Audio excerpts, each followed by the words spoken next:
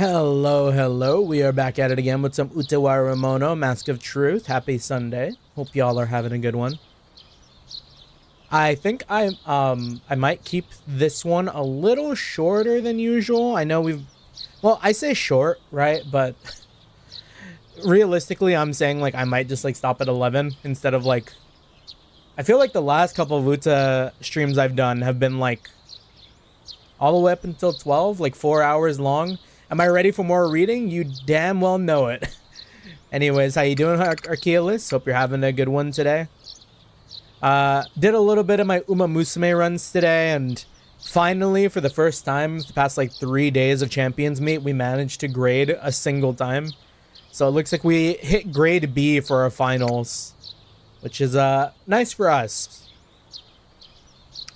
Yeah, anyways.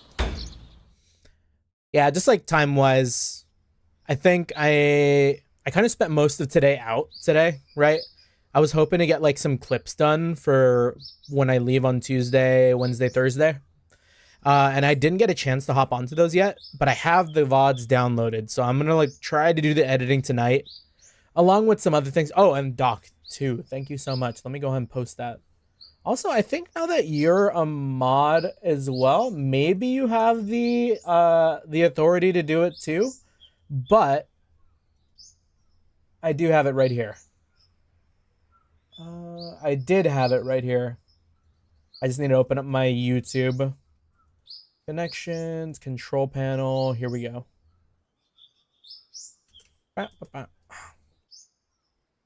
Ah. I like the idea of yours posted. I'm going to pin yours. There we go.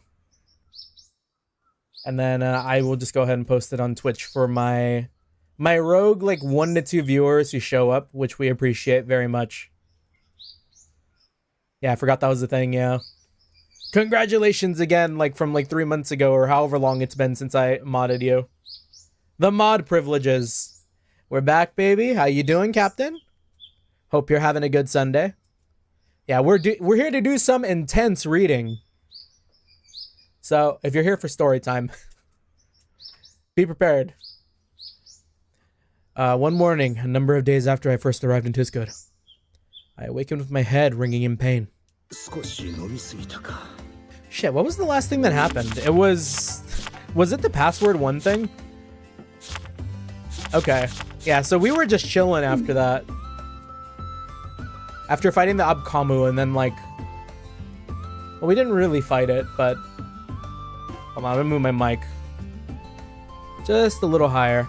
Yeah, best time of the night, casual chill game time. We love to hear it. I've been on such a Battlefield grind, speaking of like casual chill game time. 2042 actually kind of hooked me pretty hard, like the past like week. After Battlefield 6, I've just been like yearning non-stop. Perhaps I drank a little too much. Master, here. We prepared water for you. I gratefully accept the cup and gulp it down. It's refreshing. Can't even remember the last time I let myself drink enough to have a hangover. Smiling? Master, have you thought of something pleasing? I didn't realize I was smiling until the twins pointed it out. Perhaps I'm feeling a little more comfortable in this foreign land. With that thought on my mind, the twins helped me wash my face and change my clothes. Good morning, Oshtod. You can say it. They know. Good morning, Oshtod. You awake? Yeah. Kuon and Fumino enter my... Oh, but Fumino's there. Okay. Wait, did Fumino know? What? Who was there for it again? I mean, kind of, right? At the dinner or whatever, the food, the feast. Anyways, I'm sure it's nothing. Kuon carries a change of clothes for me, and Fumino carries a jug of water. A small sound of surprise escapes her as she notices, that I've already prepared myself for the day. The twins look oddly smug as they watch Kuon. This is my homeland. I'm the host. You two can afford to relax a bit, you know. Who, where? We're on episode 17, stream 17. I think we've probably streamed this game for like 60 hours at this point, no? Probably pretty close, 50, maybe 50, I'd say 50. A lot of missing story if this is your first time jumping in. I know it wasn't though, but it's our duty. It's our joy to be of service to our master. Such hard workers. She sounds pleasant enough, but I'm feeling a chill for some reason. I look over to Fumino and see that she's nodding off to sleep as she stands there. I've done the same. Her body teeters to the side and she nearly topples over. I quickly move to catch her. Ah, of course she would. Not only did I end up holding her in an embrace, my hand is somehow planted firmly on Fumino's bosom.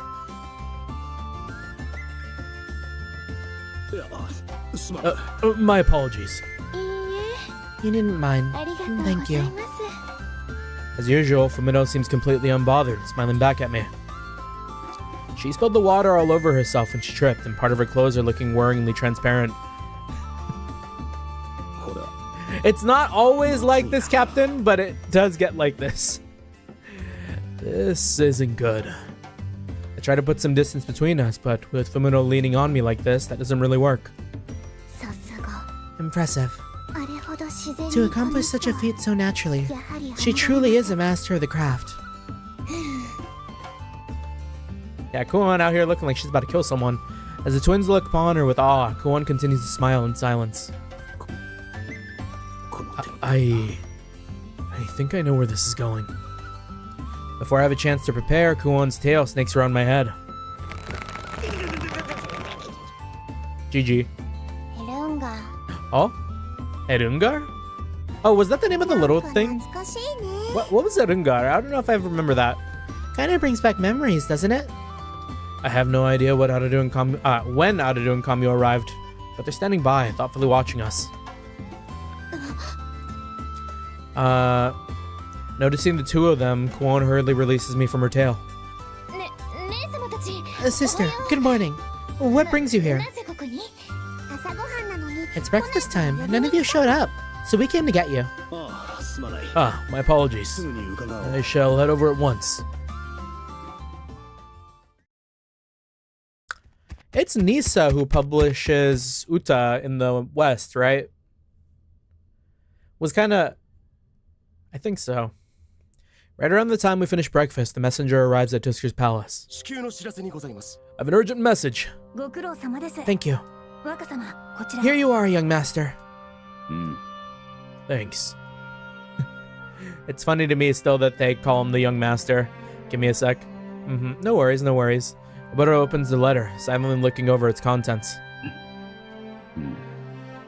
What seems to be the matter? Lady Ultori will be visiting. We get to see her finally? We miss her. Lady Ultori? When will she be arriving? According to the message, she already left. At the earliest, I would say she may arrive within the day. That is... Things may get busy around here. Dun dun dun, nah, it's oomph. That's our homie. After breakfast, I noticed the palace seems to be more hectic than usual. The court ladies, usually silent, are all anxiously whispering to each other. Oh, Atlas is the one that publishes English. I see. Everyone seems to be rather busy all of a sudden. I heard that somebody's arriving here. Mother Oath is coming to visit. Kuon arrives at my room, holding a tray with tea and snacks, seemingly right at home. Mother Oath? Hey Sky, how you doing? Happy Sunday. Hope stream's going well. Yep, we are story gaming. You know it with these visual novels. Last stream we did a ton of reading. I think this stream we're gonna do a ton of reading. I don't see any battles coming in my foreseeable future, so we'll see how it goes. She is one of my mothers, as well as the Oryankuru of the Onkamayamukai, the leader of the center of worship for Utalimentia. Whoa, isn't that a mouthful? Oryankuru, Onkamayamukai, Utalimentia. Oryankuru. I'm spending money on some crazy deals at the moment. We love to hear it. She's a very warm and kind person. Must be some pretty nice deals, because I do recall you saying that you're pretty tight with your wallet sometimes. So it must be something huge.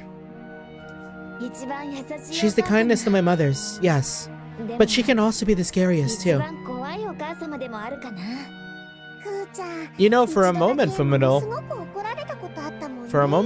she was also your mom. She got so mad at you that one time? You were a noble sacrifice, Ku. Kamio and Arudu nonchalantly munch on snacks as they join the chat. Let's not talk about that. Kuon suddenly clams up, darting a nervous glance in my direction. Oh well, doesn't sound like I should pry. So, essentially, a person of high status is visiting soon, and everyone's preparing. Ooh, okay, that is a steal. That is a steal and a half. Yeah, Lost Judgment 19, Resident Evil 2 and 3 Remake for 15? You're gonna have a good time with every single one of those. That about sums it up. Everyone's working quite hard, it seems. Should you really be sitting around here with me? Well, that is... We might end up being more of a hindrance than help. Everyone here is a failure? The girls of Tisket all avoid my gaze. Yeah, you know, I don't really see, like... Well, maybe Kuon a little bit, but... Arudu and Kamio always have that, like... what's the word I'm thinking of? Like, not doting, but, like, they're just, like, daughter who, like, you do everything for, kind of spoiled. They wouldn't be around doing stuff. The more important subject at hand is this Oriyankuru, the Onkami Yamukai. It's possible they might know something about the Master Key. Say, Lord Oshtor, you intend on staying here for a while, right? Also, Sky, kind of speaking of Lost Judgment, only tangentially related. That's Haruka. Gosh, who voices Haruka again? It's Kugiyama Rie, right? Yes. Then let's go somewhere. I can show you more stuff around this place. Hunt for beehives. Sister, I'm not sure if he has the time for those kinds of things. Yeah, they're still just like they were as kids. Hey. I see right through you. You just want to run off on your own together to have some fun. Not fair. Hey, that's not true. I've been holding myself back from asking him to go on those to those ruins again. You still want to go back there after all we went through. These two, Kamio and Arudu, was it? They always seem to be together. Not to mention they loiter around in my room. Jeez, look at all these crumbs they're dropping all over the place. We love the laser round type. Ku, could you grab me that snack over there? It's not even that far from you. Stop being so lazy. But I want you to give it to me, Ku. Honestly, you're hopeless. Kuon grumbles to herself, but in the end, she gets up and does her bidding. Fu, clean my ears, please. Of course, if you could just lie down here. Arudu rests her head on Fumino's lap as she's told. Now, let's begin. You know, I'm gonna be the one to say it. I think laying on Fumino's lap, I don't know if she could genuinely see what she's doing down there. Kamio watches Arudu enjoying herself, then leans forward in excitement. Oh, me too, me too. Would you mind, Ku? All four of the Wolfenstein games are $12 right now. It's so tempting. 4. Oh, you know, I never played, Okay, so, what are they? It's like New Colossus and, New Order or something, right? Something like that. Both of those games were really, really fun if you haven't played them. Especially, New Order, the first one. I think the second one is maybe not as, like, cleanly put together gameplay-wise, than the first one.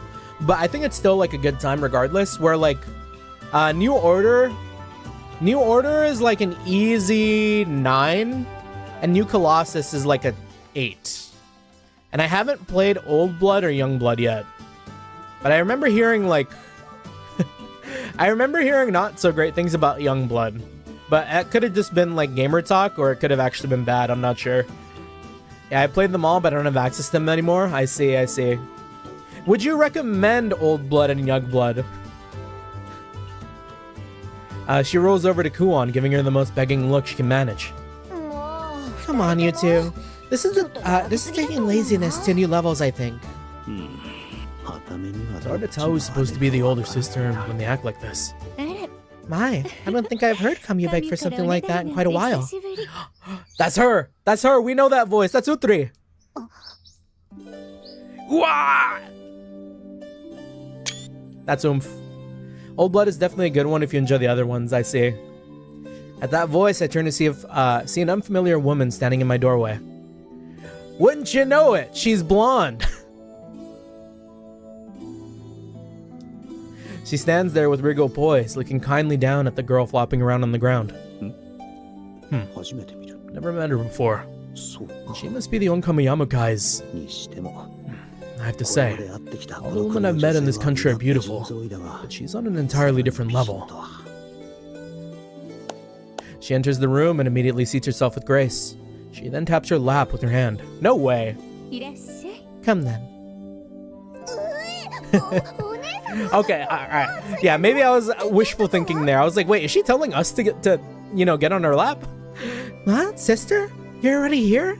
But what about your audience with Aolo? Kamyu hurriedly sits up, straightening her posture in an instant, but she can't hide her confusion and excitement. This visit was somewhat spur of the moment. We agreed that there's no need to stand on ceremony. Come now. The three taps her lap once more, beckoning her over. Oh, Nei-chan! I kneel! Well, that's a little... Miss Ultari! In the uncertain pause, Fumino happily leaps up, exclaiming with joy as she bounds into Ultari's arms. She buries her face in Ultari's bosom without a moment's hesitation. My, still such a child. Even now you've grown up so much. Miss Ultari, quick! Yeah, it's fine. Come now. Your beautiful hair will be in such a mess if you keep this up. She turns Fumino gently around, then takes a comb from her sleeve, begins to brush Fumino's hair. It should have been me, not her. It's not fair! Oh, that feels so nice. Fumino looks like she's in complete bliss. Ultari's serene smile remains unchanged. Fumino closes her eyes at Ultari's gentle touch, looking more relaxed than she's ever been. Oh, she's singing the song! Ultari seems to be in high spirits as well. As she combs through Fumino's hair, she begins to sing in a soft, lilting voice. Lilting? Lilting is not a word that I see very often. Lilting. Definition. Characterized by a pleasant, gentle rising and falling. Learn something new every day.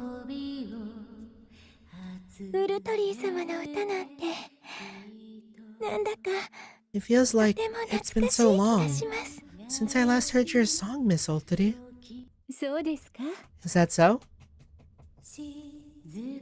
She reset. She's like, oh really? Hit it again. She nods with a smile as Fumino hums along. It's like watching a mother and child who adore each other completely. We know the lore! I don't think I've ever seen Fumino act like a child before. I see. Sorry, we're closed. Is $19 worth? Yeah, I would say 19. 19, it's like potentially pushing, but I did have a lot of fun with it. Like if you're looking for like budget deal, like waiting for like peak, like I'm talking like Lost Judgment for $19 type shit. Maybe like 15, but that's like a $4 difference. Because yeah, I put it in the same vein as like picking up like a Resident Evil game for sure. Wait, did I read that? Oh, she said nothing. Kuon. I glanced to my side, noticing that Kuon has an oddly sad smile on her face. You'll understand one day. Not good to know, yeah. Yeah, highly recommend it if you're in the mood for it, but if you already got like other games that you haven't played on your plate in that similar vein for like a cheaper price, you could go there first. But Sorry We're Closed is really, really good. The soundtrack is incredible, the gameplay is incredible, and like there's a lot of different endings, different routes, so you could totally like lose yourself in it, I think. But I think it's normally like 25 bucks or something, no? So 19 is like good, but it's not like jump at your wallet, hop in now, you know? Why is she acting like she's the adult here?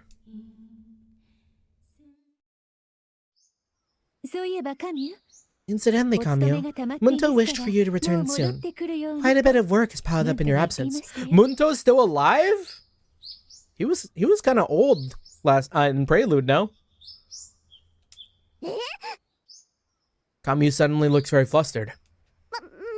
I still have some things to do here, so maybe in a little bit.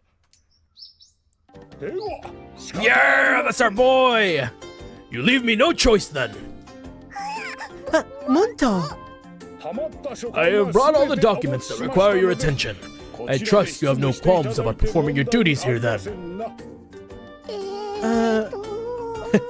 Kamio sweats profusely. Farewell. Kamio bolts up in an attempt to fly away, but Munto immediately moves to block her path, as if he predicted her next move. I think not! Everyone, on my mark! Get the whole gang here. Many figures wearing priestly robes rush into the room and quickly surround Kamio.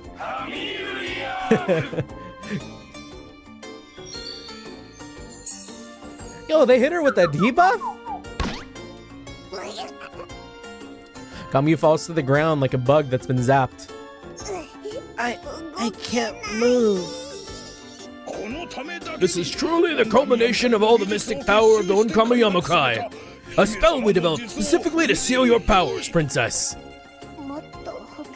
Don't you guys have anything better to do? I have no duty greater than fixing the appalling laziness of yours, princess. Now, you will surrender to us. You are hereby grounded until your duties are complete. Behind Munto, the priest reveals stacks and stacks of documents and scrolls. I like this duo. Aru, help me! As Kamio is dragged away, she desperately grasps Aru's ankles. Without hesitation, Aru reaches for Mukuru sitting next to her and grabs a fistful of fur. Not good? You don't know when to give up, do you? At his command, the priests gather as one, and all of them begin to pull at Kamio. Heave ho! Heave ho! Aru is like just catching a stray here. The priests continue to pull, and clumps of Mukuru's fur get closer and closer to coming out.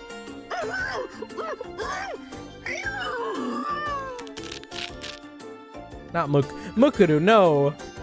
And so their attempts end in a futility as Aru and Kamio are dragged off, leaving the giant beast whimpering with a new bald patch. I'd feel so bad doing that to my dog. That's gotta take so much force, no? Oh, you know what? They probably shed. Cats shed, right? That's like the hairball thing. Like they lick their shedded hair and then like cough up like the hairball. I don't have a cat. I don't really know how cats work, but I do like them. But I've never had a cat, so I have like no idea. Feels like a storm just missed us. Eventually, Fumino's breathing slows to an even rhythm, leaning into Otori as she sleeps. Otori gradually stops combing Fumino's hair, meeting my eyes. I can't bring myself to look away. It's like her gaze pierces right through me, like she knows everything about me. Yeah, barely. They do shed, but not as frequently as dogs do. Yeah. I've had plenty of dogs who shed. Currently, my dog, who sometimes makes a special appearance on stream, does not shed. Like, rarely. So the thought of like trying to pull hair off the guy is like tragic. I must apologize for the chaos that follows my intrusion. Allow me to introduce myself. I am the current Oryankuru of the Onkama Yamakai. I am called Utari. The twins seem to sense something as they stand before me, readying themselves. Please stand back. You may leave her to us, Master. Are they like ideologically opposed? Is it kind of like how I forget the name of like the other guy who we fought when we were playing as like Hakulo? Because there was like his opposite that was just like straight up fucking evil, or like something like that. Is this kind of the same beat? Hold. She's not our enemy. Why are you two so on edge? Understood. If that's your command, Master. With that, the two of them glide back behind me. My apologies. Seems my companions have gotten the wrong impression. I took no offense. You may rest easy. Thank you. Now then, I would like to say that it is an honor to meet you, Lord Oshtor. Oh, Archelaus, did you ever play Lost Frag? Because I stumbled upon, when I was looking for pictures of Tuskud,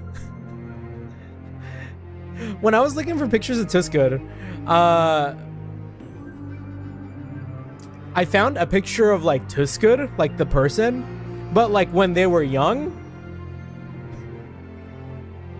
That's crazy. We got spoiled. Lost Frag is JP only. I see. Now then, I'd like to say that it is an honor to meet you, Lord Oshtor. She smiles with regal dignity. Thank you for the courteous introduction. As I begin to introduce myself, my words are gently interrupted. Lost Frag is JP only, and I can't read JP. Do they have like fan translations out? Do you have to like spreadsheet game it? I know like, I don't necessarily know if Jeremy did it for Kai no Kaseki, but I know Eli did it for Kai no Kaseki. Where you just like, do that like live translation, which is maybe far beyond what I would be capable of. I hope they do Lost Frag. Maybe, but I'm not able to do it. Yeah, it'd be like a lot of work. But as I begin to introduce myself, my words are generally interrupted. I am well aware. A man of great distinction. Our great fathers, the Unbita Kayan. I also know that the appearance you show me is not your own. Oh, so quick. How does she know? Did Kuon tell her about me? I look over to Kuon, but her only reply is a shake of her head. And I know what you desire as well.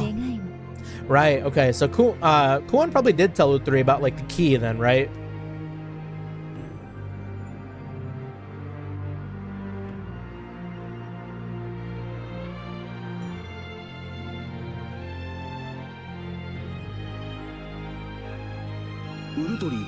Lady Utari, you're aware of the truth behind the cursed beings. Yes. However, it is a truth I am not permitted to speak aloud. Why exactly are you not allowed? They were doomed to eternal suffering. I'm afraid we can speak no more on this matter. Not here. Nor can we speak of the key. Oh? Key, you say? Yes. The key that can open the door to the world's truth. Just as I suspected. She knows something about the Master Key.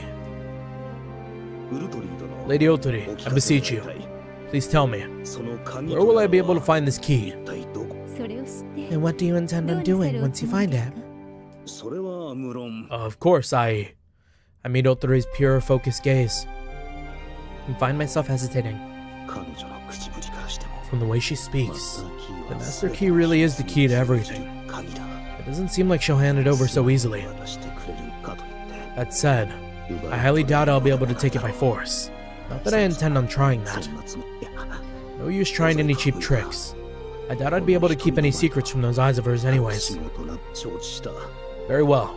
I shall tell you everything. I've come here to Tuskar in search of this key. The key is required for me to accomplish a duty that is very close to my heart. I see. A sad smile flickers across her face as she answers. Under normal circumstances, such words would seal your fate. However, if it is you could perhaps... I ask that you come to my homeland, to the Onkami Yamukai.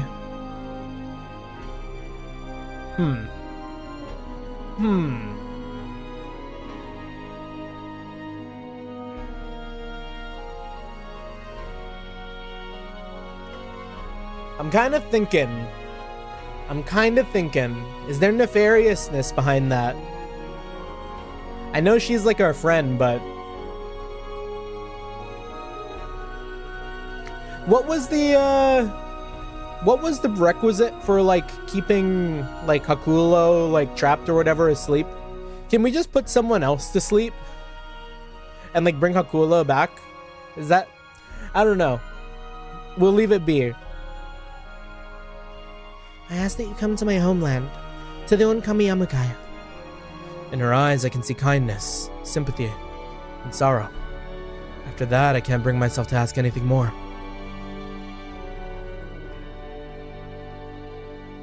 We decide that we'll depart for the Onkami Yamukai the next morning. It occurs to me that we're being rude, forcing such an important figure to go home so soon. But I can't stop myself. I need to hurry. If you'd be kind enough to show us the way. Of course. That is why I came here. Let's go then. We shall accompany you. I'm going too. I guess not.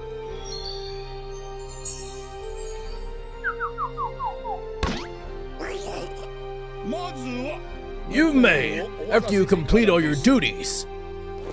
Apprehended, Kamiya plunges swiftly to the ground and the priest slowly drag her away. I'll be relying on your guidance then. Yes, very well. Let's get going then. As you wish. As one, we decide we didn't see anything. Damn. R.I.P. Kamiya.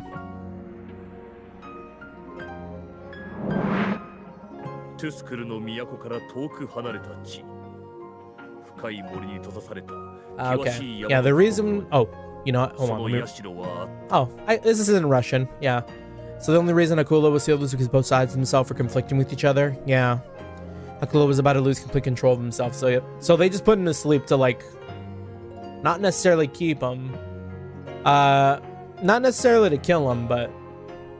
Yeah. Right, okay. So we couldn't replace one side of Hakulo because... He exists as like both sides. Right. In a land far from Tuskar's capital, deep within a vast forest at the foot of a towering mountain, lies the holiest of shrines. The resting place of the Liberator. The great deity Utawarerumono. A holy land that protects the ancient knowledge of the past. War claimed the earthly form of the deity, yet its wrathful soul remains to observe all. Knowing this, the people named this land with due reverence the Onkami Yamukai, the resting place of their Onkami, the land where God sleeps.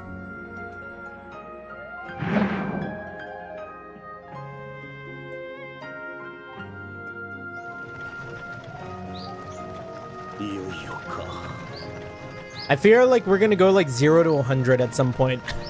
We're almost there then. Many days after leaving the capital, we ride down the road to the Onkami Yamukai, taking a carriage that the locals prepared for us. I hear that Onkami Yamukai is a forbidden land. Not even the royalty of Tuskar can enter its depths without permission. And now they're inviting the general of a land that once tried to invade them as an honored guest, no less. What does it all mean? What are their intentions here? Is something the matter? Kuan gives me a questioning look. It's nothing. By the way, Kuan, have you heard any details surrounding this whole visit? The only problem was that Hakulo was in conflict with himself and separated. It's been speculated that it wouldn't be a problem if someone else was in control of the power. I see. So if someone else... Okay. No, not really. But I'd like to see a little gratitude, I think. If I hadn't spoken up, you would have ended up going on your own. I thought that might make you a little anxious, so I decided I'd come along. Yes, you're right. I know nothing of this land. You've been a great help. Smug Kuon. Kuon, you realize you're wagging your tail the same way you do when you're investigating an ancient ruin. Well, I guess it'd be rude to say that out loud. I suddenly sense someone looking at me. I glance to Otori and find that she's watching us with a smile. Otori was like crazy for us in Prelude now. Didn't she have like the light beam that like murked half the map? What is she thinking? Or what is she thinking? Every time I ask her a question, I get either, "You will know once we arrive," or "I cannot speak of that here." Oh well, it's not like I'm not used to winging this stuff anyways. No point getting worked up. Probably not a good thing that I'm used to it though, but... I feel someone pulling on my sleeve. Is it the twins? Yeah. Master, please take a look over here. I look to where the twins are pointing, pushing the blinds on the carriage window aside. As the carriage passes a slightly elevated area, I see a green forest that looks like a sea of trees. Alright, remember never to stray off the path and wander into the forest. Is there something in there? The branches are so thick that no sunlight makes it through the forest floor. You'd lose your way in no time, I think. Not only that, but something interferes with spells in the forest. So once you get lost, you'll probably never find your way out. That's why they say that the forest is filled with the souls of those who vanished into it, wandering for eternity. I see. So, in the case of an emergency, it would be tactically unsound to run into the woods. Didn't we deal with that in Prelude 2? I feel like they said something like this and it was just like a cover-up to like hide something like super big. My diction is not great tonight. I couldn't think of a better word than big there. Probably massive. Massive would have been good. This is the part where we're supposed to get scared. You better not be thinking of something devious. Not at all. I must merely remain aware that my presence here may mean trouble for Tuskud. I can't afford to take my circumstances lightly. Yeah, super duper big, the biggest. Really, really huge. I too have trouble staying prestidigiousness. Kuon breathes in sharply as though she just realized that as well. She slowly turns to Otori. However, Otori answers with a pleasant smile. You needn't worry, Lord Oshtor. Your path has long been foretold. Regardless of what you may do, I swear here that we will not do anything to bring harm upon you. You have my word. Love our girl Philly, our daughter. She's our goat. She's #1 in our hearts. Along with many other horse daughters. What is with this? Trust. Yes, trust. We've only just met, but she seems to trust me without question. I don't get it at all. What is she thinking? Why is she doing all this for me? It's because of the mask. Have they talked about the mask? I was about to say, nice nature be #1 in my heart.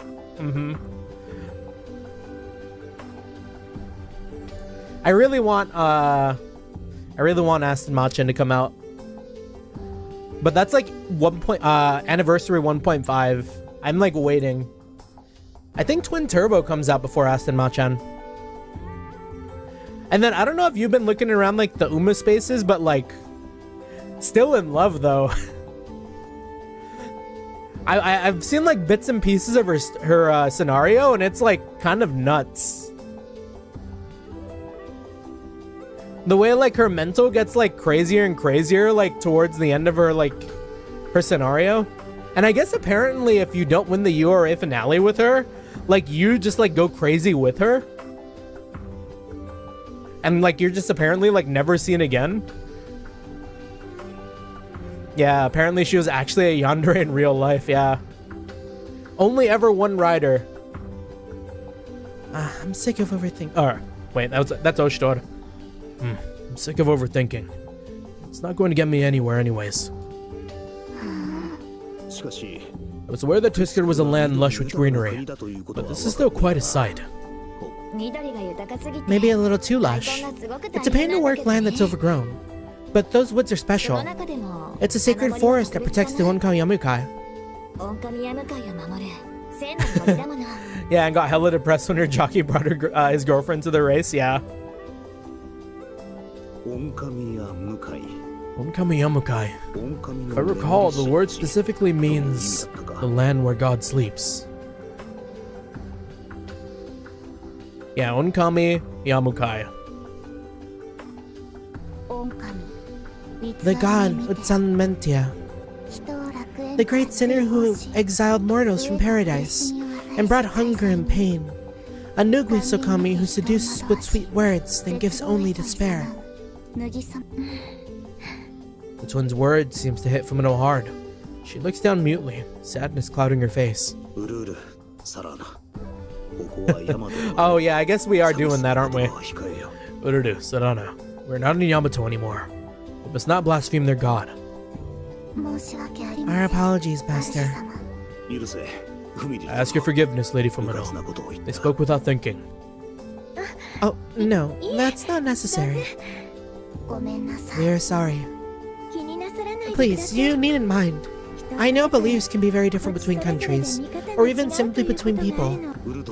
Allow me to apologize for those too, Lady Otori. Our utmost apologies. We did not think before we spoke. We are deeply sorry. Be sure to scold the two of them. If you can find it in your heart, too. I do not mind. Fumino speaks the truth. We are all one people, but each person is uniquely shaped by their homeland and their faith. And our God is a merciful one. I'm sure such trifles will not incur his wrath. I'm sure you already know, but be sure to avoid that kind of talk when anyone else is around. Yes, the people at our destination do not know your circumstances as well as Ku and I do. They may take remarks like that to heart. Morning and Otori we kneel. Yes, her new art is so good. They don't miss. There has not been a single new like Mask of Truth like artwork for the Prelude characters that's been kind of like suspect. I mean, maybe like Oboro and his mustache, but it's kind of endearing. It's like more a fault of Oboro than it is of the design. That's right. This is a place for the most devout of believers. Even Mother and I can't cover for you if you say things like that. I'll be sure to keep that in mind. Also, how you doing, Jeremy? Happy Sunday. Happy Monday for you. Hope you're having a good start to your morning. Sounds like it's getting a bit more lively outside. And the carriage seems to be slowing down. Oboro's always getting the owl in all cutscenes. Even in the meta. I believe we're nearly there. Fumino looks to the window, as if she noticed something. I meet Kuon's eyes. She gives me an encouraging smile and a nod.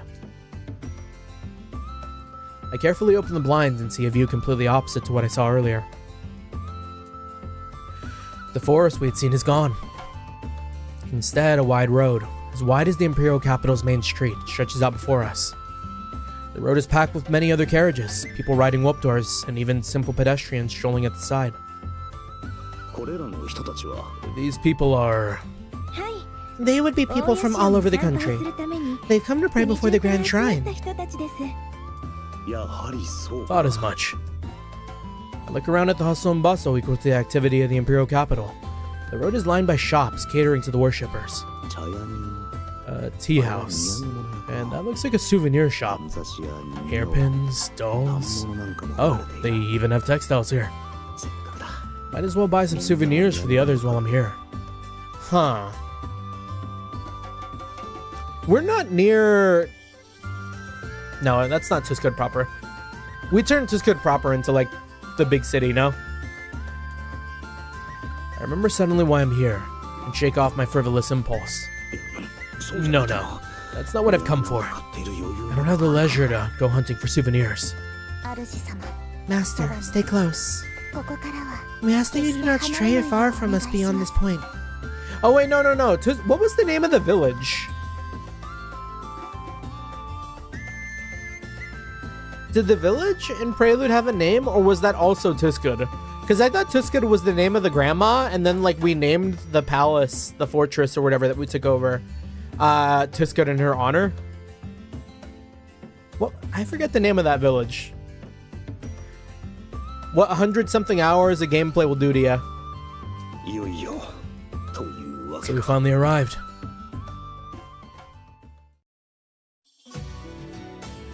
We all get off as the carriage stops before a massive gate. It did not have a name, I believe, but I can check.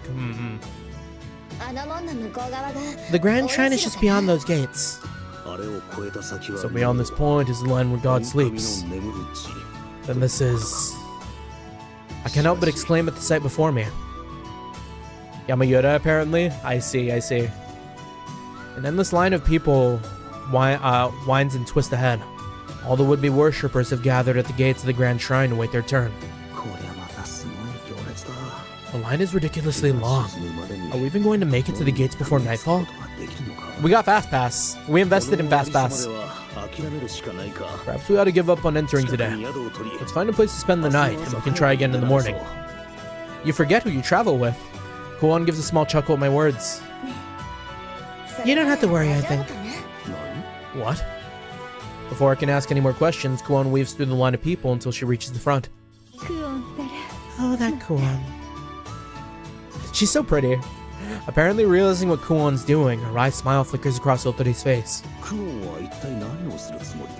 What exactly is Kuon trying to do here? Keep watching and all will be answered. As I watch, the inevitable happens. Kuon is almost immediately surrounded by suspicious guards. However, a few words from Kuon seem to make the sentries go pale. They rush into the nearby barracks in a panic. Well, I mean, who wouldn't, right? Kuon is like the daughter of Hakuolo / Yuzuha. Though, I guess, I don't know how many people actually know that. What the? Suddenly, the sounds of drums echo across the area. The hubbub dies down immediately, and the visitors at the gate immediately part to the side of the road, making way. What exactly is this? I peer at the gates, seeing Kuon waving cheerily at us. A trap. We were far too careless. We are among enemies. With them this well-trained, we may be taken as captives immediately. Stop worrying about that. Yeah, it's more likely because she's the princess and all three's there, yeah. True. There are a lot of factors. But I understand your concern, but I do not believe the agents of Tuskud would resort to such underhanded means as an ambush, especially in front of their shrine of all places.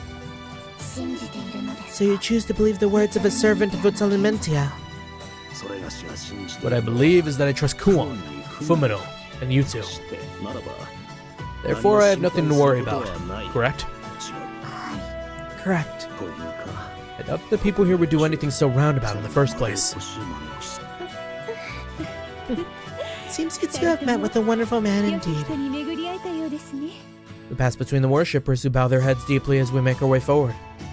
Before the gates, Kuon stands waiting for us, a huge smile on her face. This will let us get into the Grand Shrine in an instant, I think. I understand your sentiment, but I cannot help but feel bad for those still stuck in line.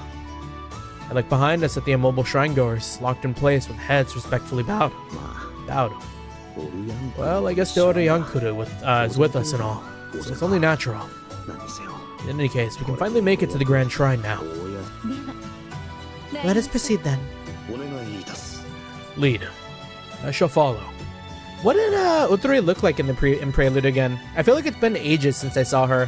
How big is this glow up? Because she looks so pretty here.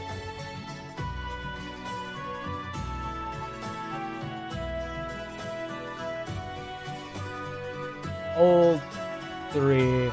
Utawarerumono.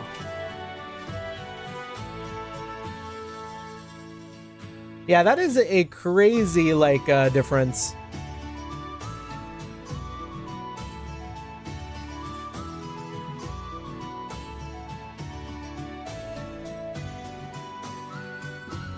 I give a bow and let O3 go on first. Well, no idea what's waiting for us ahead. But we're already here. No point in stopping now. Also, I guess for the stream's sake, I will just like... This is what O3 looked like before. For anyone who didn't catch our Prelude streams. This one... Still really nice, but like... It's like the meme. This is really nice, but I like this.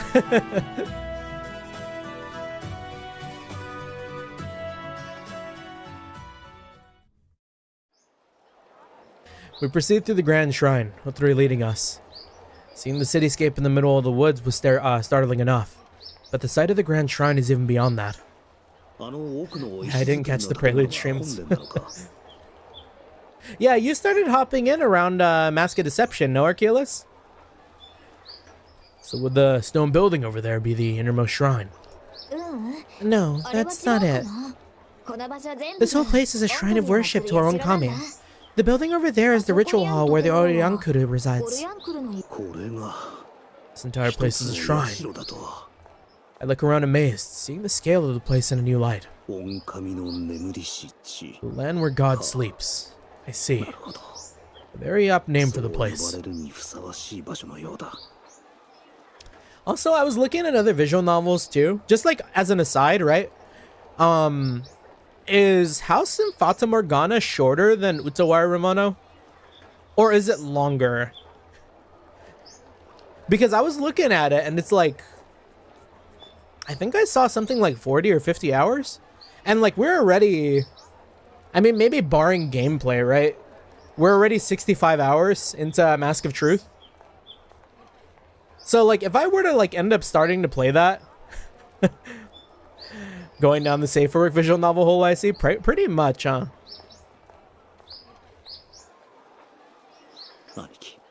So this is it, bro. Is this where the master key is? The yap goes strong. Yeah, it's like a ton of gameplay though, too. What? Where'd this headache come from? My Akurika's resonating. Impossible. Is there an Akura Turika here as well? Oh, we know there is. Yeah, Fata Morgana is 30 to 50 of pure words though, no battle. Yeah, that's a little daunting. I mean, we might already have done that though. And then the other one I'm aware of is Slay the Princess, right? That's got to be like way shorter. But I know that's a visual novel too. No, this is something different from that of this from that kind of resonance.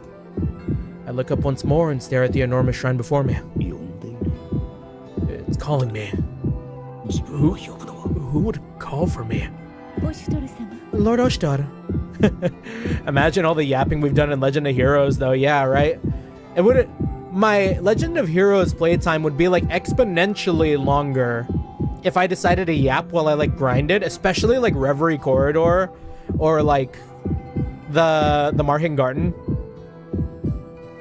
What about Evanical? Evanical, I don't know if I've heard of that one. A little bit of visual novel talk. Let's see. Is that safe for work? Same. Evanical. Immediately the first tag is sexual content nudity. I see. Definitely safe for work. We're just gonna sit here and listen to this heartbeat for a second as I look at some other visual novels here, because the other one I talked about before too was Move Love. Lord Oshidar. And that's another fucking like 10. Well, this is probably longer than Uta, no? Because there's like almost like 7 games or something I'm seeing here. L3's voice snaps me back to reality? I didn't listen to enough Eminem. It's like, whoops, there goes gravity or something like that. Is something the matter? You look like you were spacing out for a bit there. It doesn't look like Kuon sensed anything. She peers at my face searchingly. It's nothing.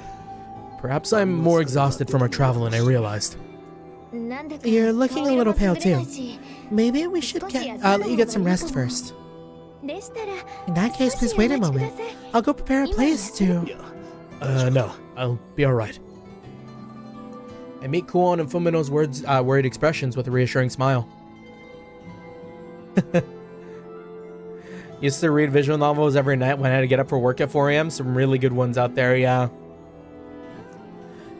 Yeah, move love is like build up, doki doki, build up, then boom. I can respect that.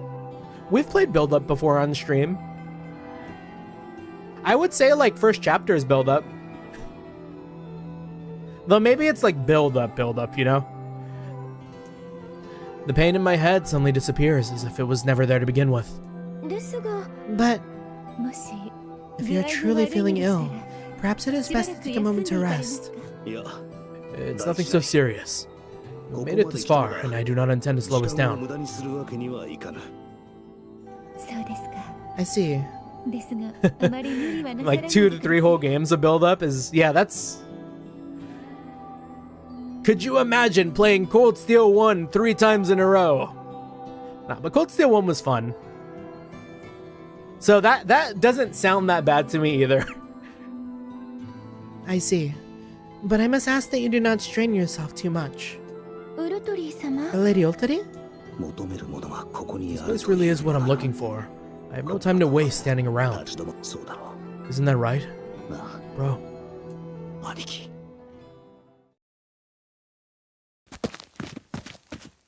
As we enter, the twins immediately stop in their tracks. Scanning area. No response. We believe it is safe to proceed. The two of them look around in the stone passageway. I nod in agreement. There's a weird solemnity in the air. It's tense enough to feel like a physical weight. It's so quiet in here that it hurts my ears. Oh, I've heard of that. I've seen like videos of people talking about going into those like 100% soundproof chambers where it like hurts to hear your body work. I would like to experience that one day, maybe, but I feel like it would like, I don't know, trigger some sort of response in me that I would never recover from.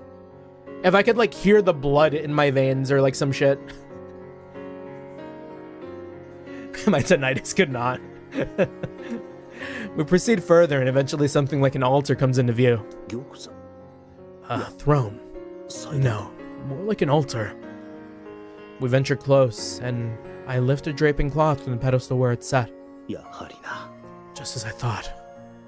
It uncovers a hidden passage, leading further into the depths. I had no idea there was a passage past even this place. So it is. Up ahead then. All 3 faces us bound with grace and dignity. A certain person of great eminence awaits you up ahead. Great eminence? Are we finally gonna see Eridu? A certain person. Yes, the one who called you here. Called. This person called for me. Surely it's time you explained everything. Yeah, because Hakuolo's asleep. Who else? Mother. But they remain silent. The seconds pass in oppressive quiet. So she can't tell me yet. Something must be keeping her from talking specifically about this person. L3 eventually turns without a word and begins to walk further along the new passage. Kuon almost calls out for her to stop, but turns instead to me. There's no turning back at this point. As you wish. We shall go first. Please be sure not to stray from our side.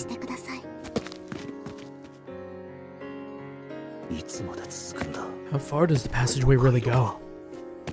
We continue to follow, L3's figure barely visible in the darkness ahead. We come quite a ways, but the passageway only continues on in its gradual descent. At first glance, it reminds me a bit of the mausoleum, but something strange. It feels so ominous in here. The patterns on these pillars.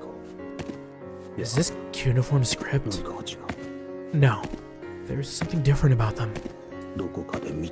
I feel as if I've seen these symbols before, but where? It could just be us finishing Tunic recently, but that totally looks like Tunic script. Are you alright? I'm fine. Just a little uncomfortable. We've been walking in this cramped place for a while now, so... Otori suddenly stops and looks back at us once more, gesturing wordlessly behind her. It's too dark to see clearly from where we are, but as we venture closer I can make out a massive set of doors before us. Quick, enter the correct arrow keys. I see! Left, left, down, right! I expect as much. It's no coincidence this place reminds me of the underground below the Imperial capital. The twins though? Yeah. I step forward, motioning for the twins to stay behind me. Without thinking, I reach forward. I think the collector's edition of Mask of Truth came with pillows for them. The giant door slowly groans open. May you find the answers you seek beyond these doors. Beyond these doors. The Akurika. A dull, drumming pain begins to echo through my head. Someone's calling for me.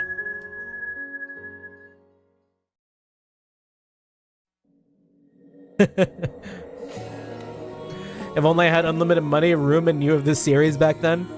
Oh, shit. Have we seen this before?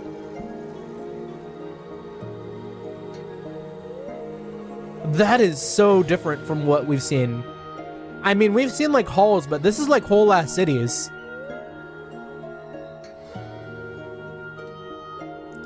The sight is overwhelming. The civilization built by the race I know as humans. The ones who once flourished on the Earth's surface. After we go through the passageway, a vast network of ruins spreads out before us. A view that still stirs faint memories within me. The ruins of Yamato were mostly old research facilities and shelters. Efficient and compact. A lot of technology crammed into a small space. What I saw the mausoleum had beautiful design, probably by personal taste, but it was more or less the same, albeit still fully operational.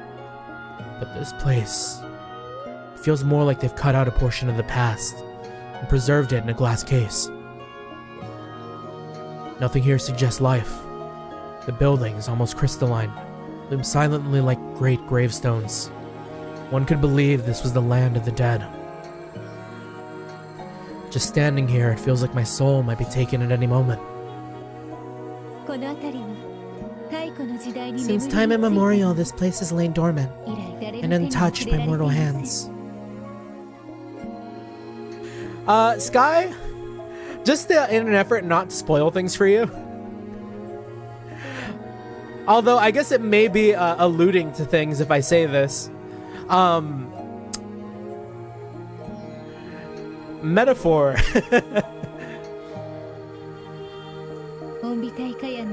The awe-inspiring remnants of the Umvitakayan rest just as they once stood, long ago. Untouched by mortals, huh? True. Its appearance is fully intact, but I can't see any energy running through it. I was about to go to bed, so don't worry. But before I do, like and subscribe. Thank you, thank you. Oh, wait, but the contesting pin. Maybe we merge.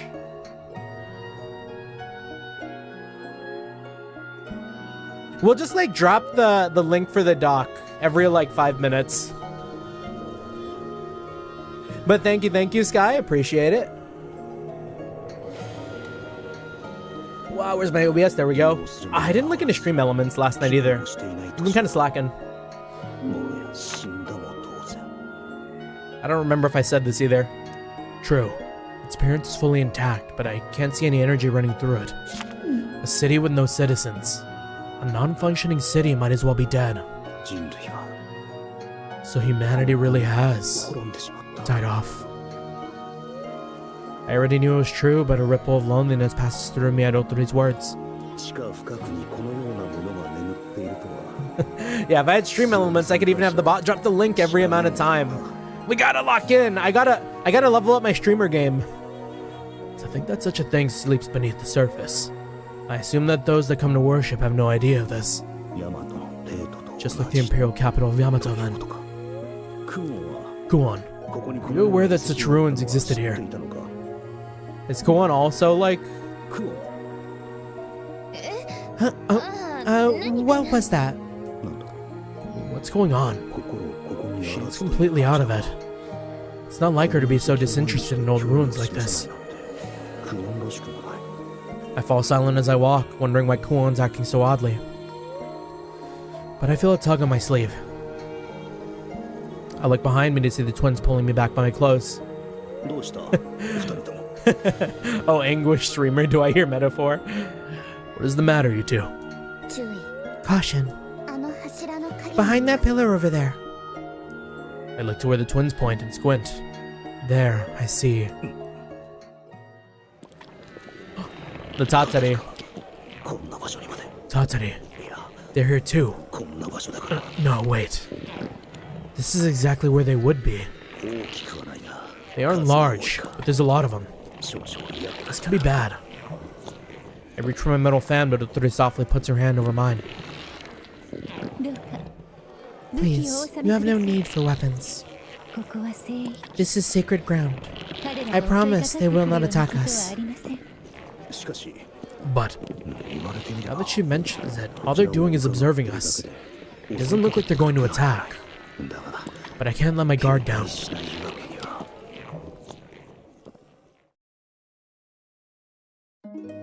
Yeah, this is simply another universe in which Luis won.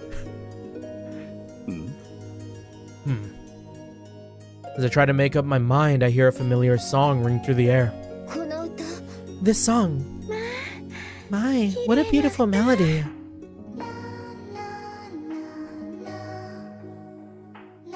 The twins are doing this? The twins singing lilting harmony. Ah, we saw that word earlier today. We know what that means.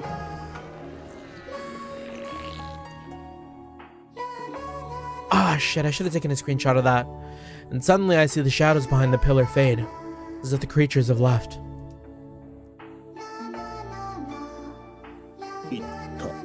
They're gone. Such kindness in that song. Truly I feel at peace, just as the dwellers must. What's going on? They've never fallen back so readily as this. Purified. This area has been purified. That is why the Tatani are not savage and remain docile. Is that what this means? Yes. This is why you need not worry. Rest assured, they will not attack you. Now, if you would follow me. This also kind of reminds me of like a little bit of Endwalker. We follow Otori deeper into the depths, and the darkness around us grows denser. What's this feeling I'm getting? It's like the air around me is getting heavier, thicker. The twins barely ever change expression, but they look like they're suffocating here.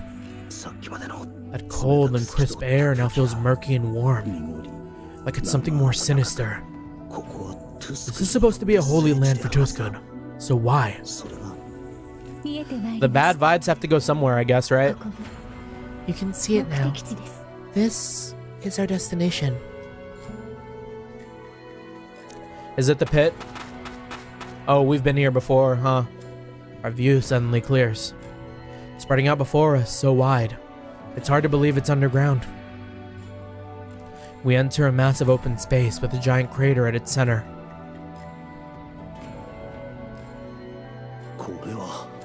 This is... They built a shrine on top of it? Oh my gosh. How...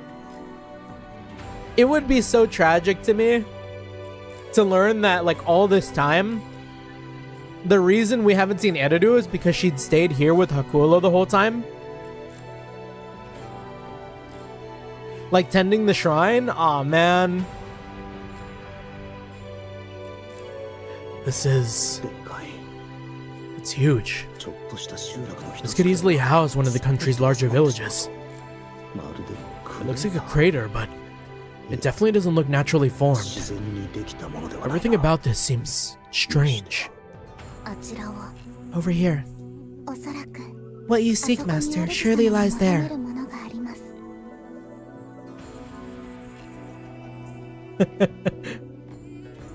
I follow the twins' gaze to the center of the crater, where I see a number of archways leading forward as if signifying a path. It can't be. Ku?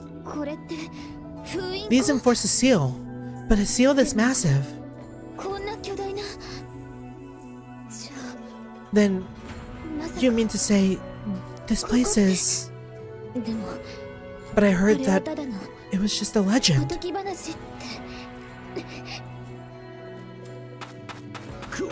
Kuon! Before I can stop her, Kuon darts forward, running down to the center of the great crater. I start after her, but stop quickly, turning around to our guide. Otari stands completely still, looking almost immovable. You're sure? What was that just now? I heard a voice in my head. I look around, but it doesn't seem like any of the others have noticed. Was I the only one who heard it? But that sounded like... I look towards Otari. Is that you, Lady Otari? Yes. You will find what you seek just ahead. However, if you proceed, you may find your dearest hopes laid bare and shattered. Will you continue onward, even knowing this? What do you mean by that? I meet Otari's eyes, but she only stares back, beatific and unreadable. I feel her eyes bore through me, piercing through to my very thoughts. A bead of cold sweats run down my back.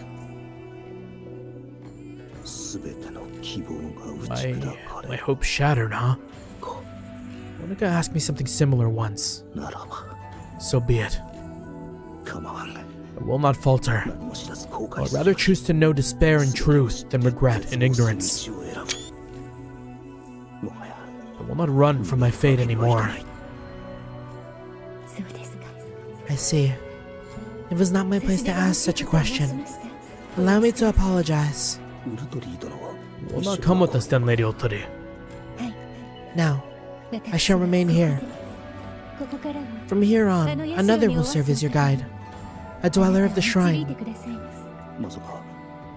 Are you saying that there is someone yet higher in rank than the Oriyankuru, Lady Otari? Yes. Someone who knows all that you wish to know.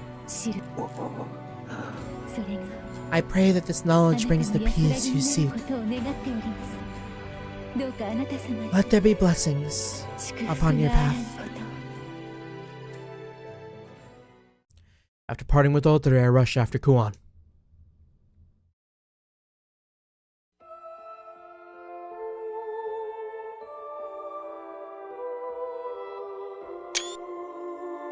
As I finally catch up to her, I find Kuon standing near the center of the crater in silence.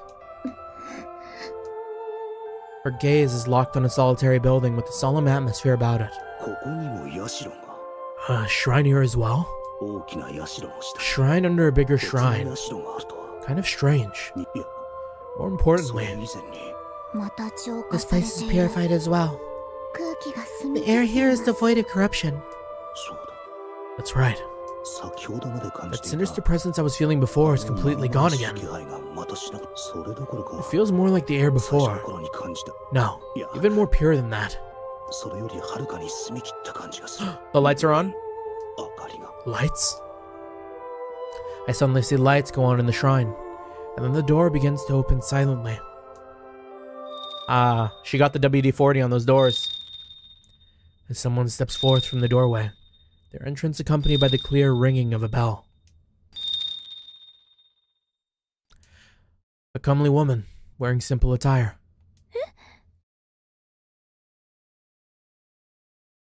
Yeah! She also looks really pretty.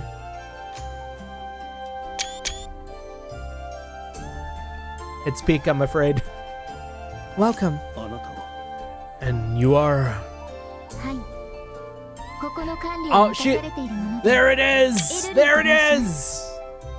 I'm the one tasked with the duty of taking care of this place. My name is Erudu.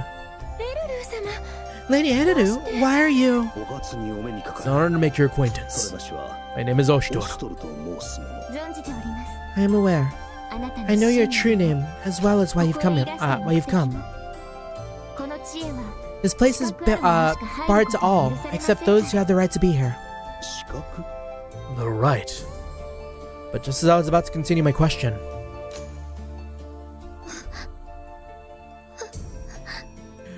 Did she, like, leave Kuon at some point and not tell her? Kuon steps forward haltingly, like shaking. Kuon. Why? Why are you here? You've grown so much, Kuon. Dear mother. As Kuon cries out, she leaps into the woman's arms. Can we get... Dear mother. Dear mother! You've grown so big, but you're still a child, it seems. But you just disappeared. So suddenly. Kuon sobs like a child as she clings to the woman who calls herself Erudu. I really, really love the hairpiece on her. Erudu embraces Kuon, patting her head soothingly. I'm so sorry. I really am. I made you worry so much, didn't I? Dear mother, I've become an apothecary. Just like you, dear mother. I wish to become a great apothecary. I worked so hard. I'm so proud of you. I can imagine it wasn't easy, Kuon. I've heard all about you from the messages I received. The happy times, the sad times, your hard work, and the mistakes you've regretted. I long to be at your side, to hold you like this, to stroke your hair and tell you how well you've done. I'm truly proud to call you my daughter. Then why? Why'd you leave? Everyone said they didn't know. They didn't tell me anything. I looked all over, but I couldn't find you. Why was I the only one kept in the dark? Yeah, it does seem kind of fucked up, but again, I guess it could just be the relation. The relation to Kuolo, like maybe Kuon just couldn't know for some reason. She has no answer for Kuon, but she holds her even tighter. I truly am. I'm so sorry. Dear mother. Dear mother.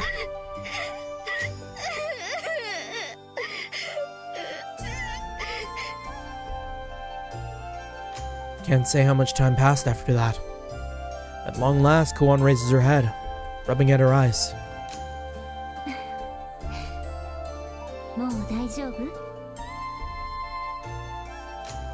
You know, when Erudu has her eyes closed like that, she reminds me a lot of Ichika Blue Archive. Like, she kind of has the look, right? In a way, almost. Will you be alright now? Her tears have dried, but her hand keeps a steady grip on Erudu's sleeve, as if she never wants to let go. It's like she's afraid the woman is going to disappear. Something could bring the bold Kuon to tears, like a child. Dear mother. It's alright. I won't leave you again. But I need to fulfill my duty and guide the guests you've brought. But everything will be alright. You understand? Yes. Hold on.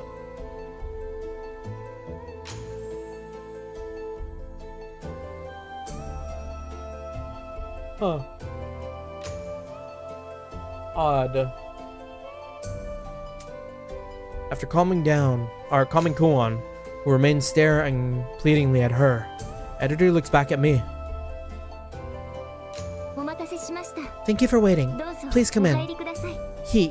The master of the shrine awaits you. He?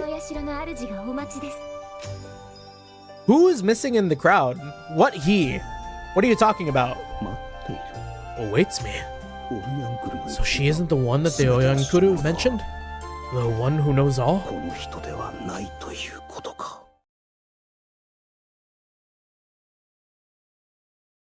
Yo, who the fuck?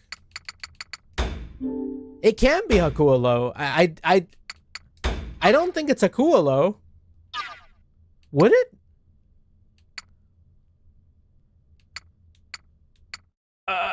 Okay. I've brought them. Thank you. That sounds like him. Thank you. What was that? Editor leads us into a large wooden room inside. At the end of the room, curtains obscure the view. Behind them, I see someone's silhouette. Someone's behind there.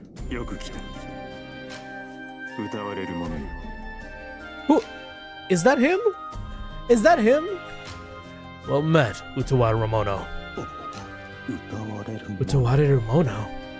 What's that supposed to mean? More importantly, what is this voice? I can see someone there, but it's like he doesn't have any actual presence. But I feel the voice resound in my body, like it's in my soul. What is this feeling? Whoever's sitting behind those curtains, is he even a living being? For a moment, the word onkami comes to mind. Does that mean... No, it can't be. Things may have changed, but there can't be actual gods in this world. Now then, Oshitoru. Or perhaps I should refer to you as Haku here.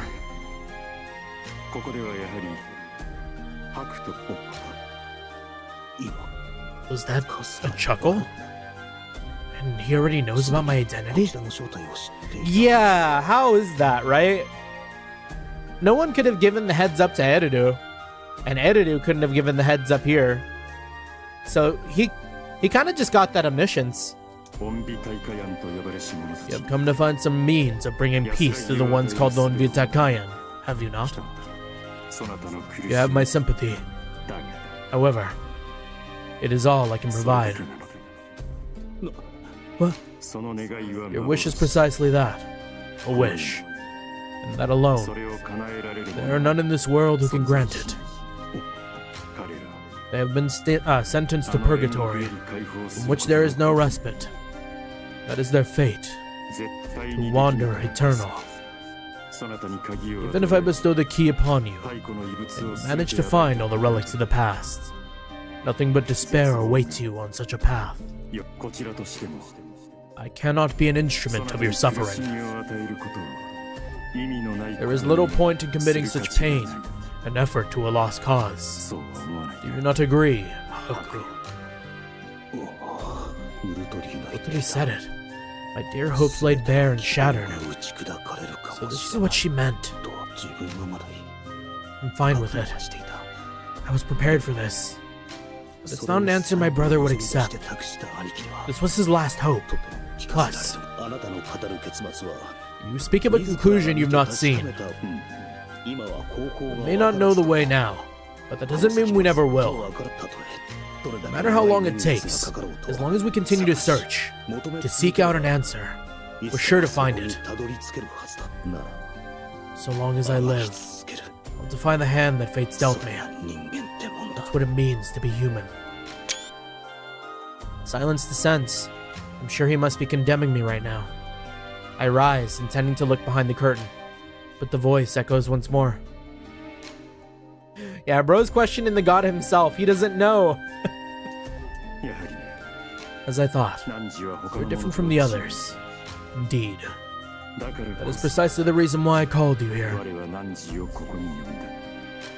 Yeah, she was contracted to take care of Hakuolo, yeah.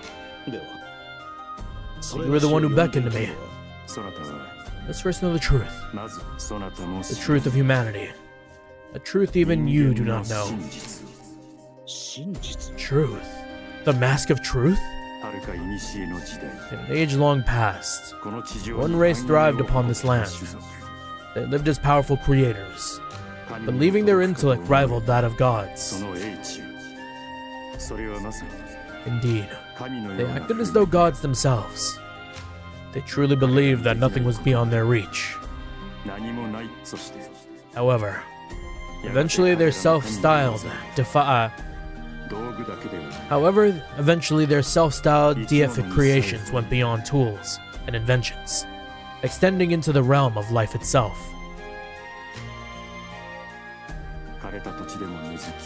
Trees that would grow in even the most barren of lands, bountiful with sweet fruit. Isn't that a spoiler? I think we've inferred enough. I think that was okay. It's just not given us his name yet, but I know that's our boy. And like, who else but Eridu would be down here doing that, you know? We've called like longer shots before. Trees that would grow in even the most barren of lands, bountiful with sweet fruit. Livestock that obeyed without question, bred with wild abandon and fattened quickly. And ultimately, living beings who would serve as tools for their own purpose. The demi-humans. That is why they are remembered thus. Yeah, I guess Haku wouldn't know about the demi-human stuff, huh? Like exactly?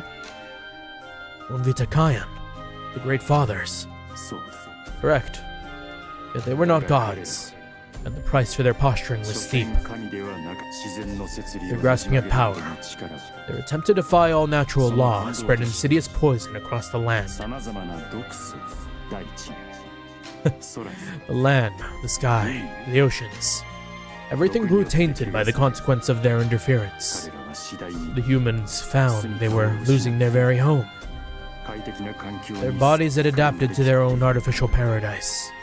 They could not withstand these toxins. The humans lamented as their bodies grew weaker by the day, and desperate to survive. They began to seek new ones. Poetic then, that no matter how diligent and fervent their research, that was the one desire that they could not achieve. Indeed. It was as if the world itself sought to purge them from its surface. They were running out of time. The humans began to pursue methods that forbidden. And then, upon the destined day, the humans awakened a certain being. Rather, it is more accurate to say that they created it. Oh, it was explained back in Mask of Deception? Right. A being that could grant their wish. And that was... The Onkami. Vitsalumentia. Kuon.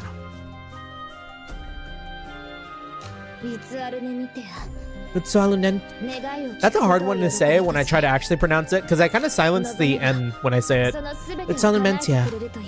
The god whose one joy is to hear the wishes of the people. A god that will grant anything if you so desire it.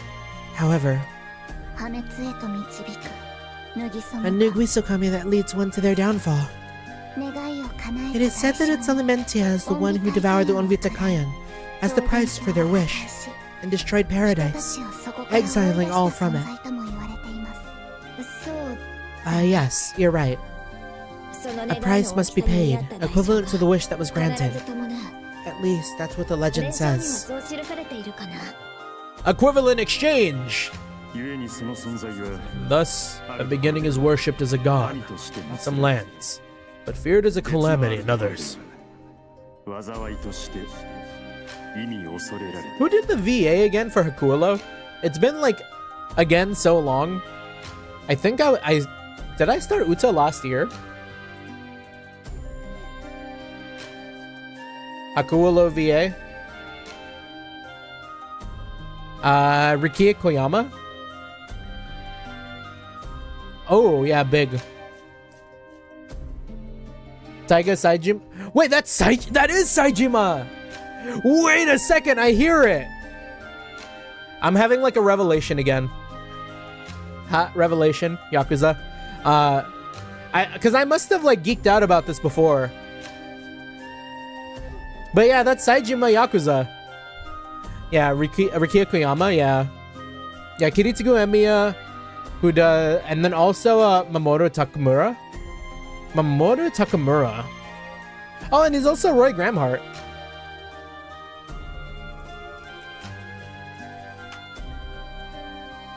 Mamoru Takamura. Does that name sound familiar to me?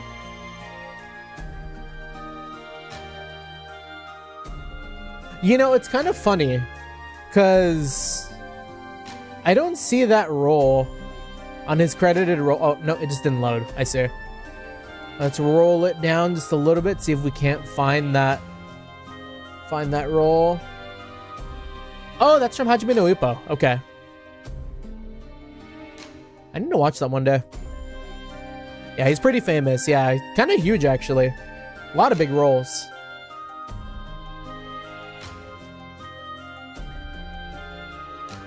Oh, that's also Sid from Final Fantasy XIV. If I played JP.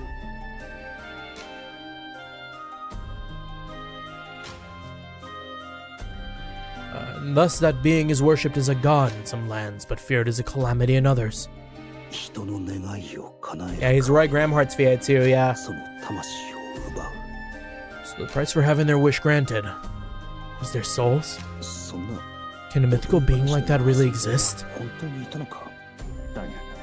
That is the truth.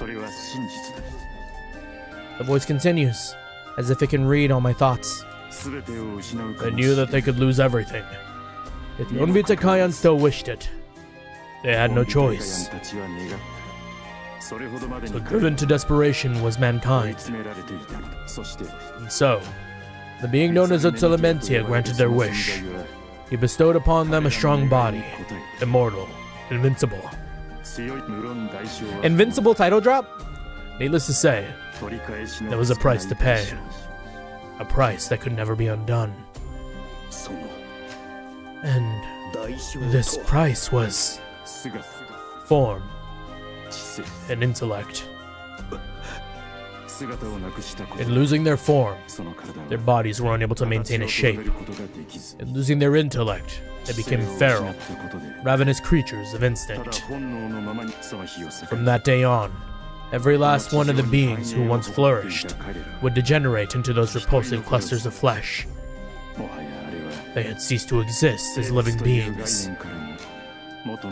Unable to regain their appearance, unable to die, they were condemned to wander the underground for eternity. And so arose the Tatsuri, the cursed remnants of the Onvita Kayan. Is this all true? Yes. It is the truth as we know it.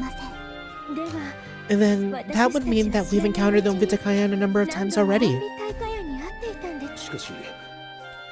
But what if we were to ask Utelementia once more? If it truly has the power to turn human beings into such a creature, it must be able to... Utelementia granted the Onvita Kayan's wish for immortal bodies by transforming them into the forms they now inhabit. Should you wish for all Tatsuris across the world to regain their original forms, the price would be far dearer, beyond all comprehension. The elimination of the rest of life on this planet. In other words, it would likely make things even worse. You may be right. Seems like there's some malicious intent behind the way it grants wishes. And even if you did want Utelementia to grant your wish, it'd be impossible as things are. Why is that? Utelementia is currently sealed away, and is deep in slumber. Kuon. I don't know why, but it seems like Kuon's looking somewhere else entirely. The Liberator. Lux Elementia. It's hard to believe some godly entity like that would actually exist. There's always some grain of truth behind myth and legends. Maybe they just haven't been able to figure out how it all happened yet. If we can research it more, we might find an answer someday. And in order to do that, the Master Key will be essential. Suddenly Eridu, who until now had only been standing and listening silently, makes her way towards an altar in the corner of the room. You are sure then? Yes. Eridu speaks clearly, nodding at the voice's questioning tone. Very well. Leave the rest to you. Thank you. Eridu gives a long, deep bow towards the curtains, then reaches for the altar. That's... On a wooden stand, there sits something like a metal ring. The key! Eridu reverently picks up the ring, then walks back to us, holding it out to me. Is this... This is something you need, isn't it? A forlorn smile crosses her face. That has to be the Master Key. But surely this must be important to... Kuon interrupts me as she moves to Eridu's side. Dear Mother, you told me once before that this object holds many precious memories. Of the ones you hold dear, or the one you hold dear. It's alright, Kuon. I carry my memories in my heart, not in this. Besides, this is something lent to my ancestors long ago, passed down generation after new generation, so that it may reach this man. I think after following this, the following scene, you might want to end stream. Really? Is it because it just never stops? The hits don't stop coming? Because if you're saying that, Archelaus, I really appreciate it, because I do have stuff I have to do tonight.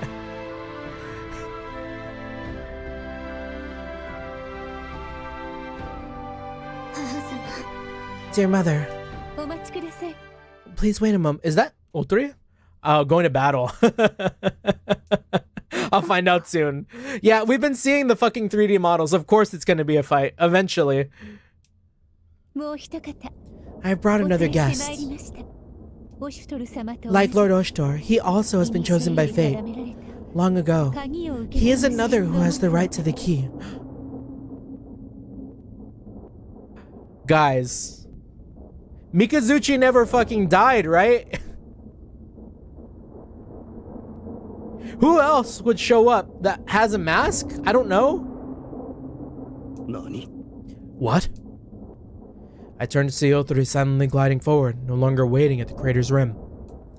Behind her, I see a man followed by a number of Yantarawa. Fuck you! No shot!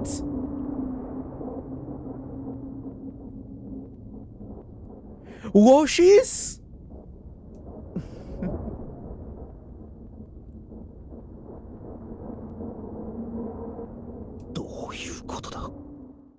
What's the meaning of this? My. It appears I'm the last to arrive. Oh, I love his outfit, I have to say. But like, man. He looks so good. Why does he have to be evil? Where have I seen him before? Yeah, Mikazuchi would not know. Yeah, true. I was just thinking like, oh, mask wearers. But yeah, we were like totally off the mark. He looks so unfamiliar that I can't recognize him for a moment.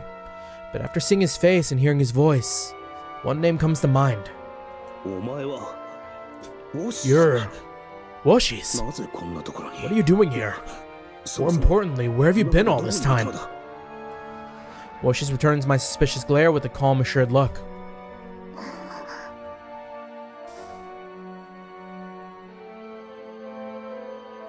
Why would he be the other person worthy to wield the key? Is it just because he's like directly our brother's son in a way? Technically, like son as in like, because he was like one of the first, no? Probably the most like untainted. The twins also seem alarmed by his presence, and ready themselves. Well, 3 then speaks out and warning to the 2.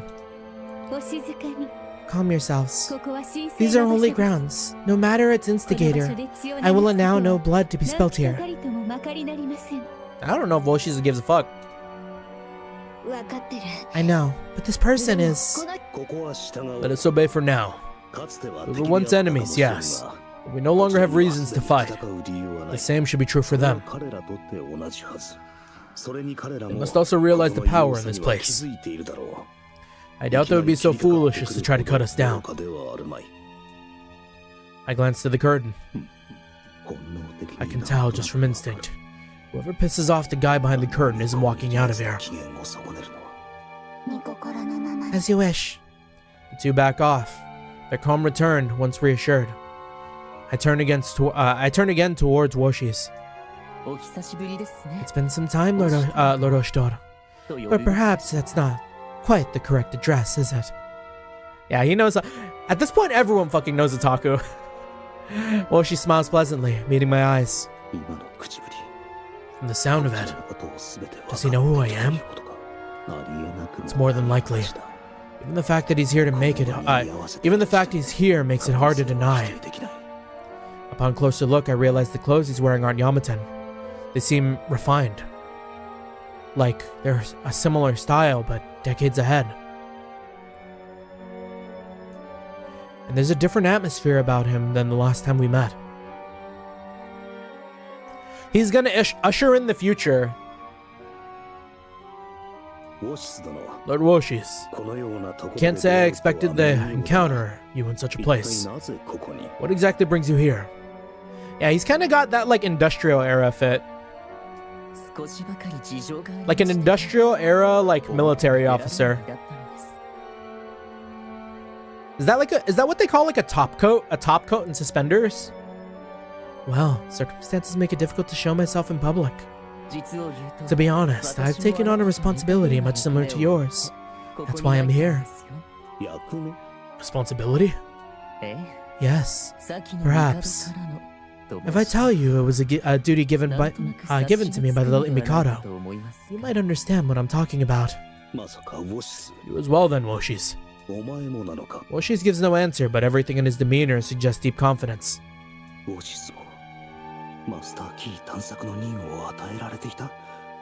Yeah, he's always been sus, to be honest, even back in Mask of Deception. Yeah, we've had our eye on him since the moment he appeared in that dojinshi like shop. Woshi's was also given the mission to find the Master Key. Was there some reason why he sided with Reiko then? What exactly is going on? My brother never said a word about. I look back, but Ururu and Sarana both shake their head. I guess not even they know about it either. I stare at Woshi's, hoping to get some insight on what he's thinking. His only response is a serene smile back at me. I can't sense any animosity from him, but something nags at my mind.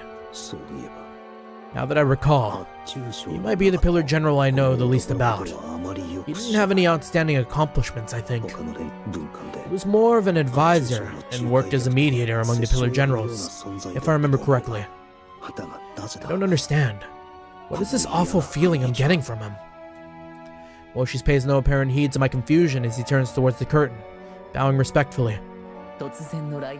Please forgive my sudden arrival. Master of the Onkami Yamakai. My name is Woshi's. I have come here today with a certain purpose. And this purpose, I suppose there's no need to ask. Yes, the key. I've come to receive the Master Key. Just as I thought. He's after the Master Key as well. Those of this era shouldn't know what it is, let alone its name. Yo, imagine. Just think. Here is something I am thinking. And how crazy would it be? This is like a crack theory. Some might call it. Judging by like the future outfit that Woshi's is wearing. Like what if he's a time traveler? What if he made a wish to go back in time after we got the key? And like he was like sent here, or he made it his mission to come back and stop that from ever happening. Because if we get what we want, like something really, really fucked up happens. Just the thought. We're spitting in the dark. That would be fucking incredible. The way like he is like had so much like non-interference, and also the fact that he knows so much. Just coming from the future on its own would provide so much like so much knowledge of the past. That would explain so much. All right, the time travel crack theory is in play. We're gonna keep that in our pocket. それを知ってるってことは兄貴の密命で If he know, I can't stop myself from laughing there. Yeah, but I think he might want to create a world based on his dojinshi.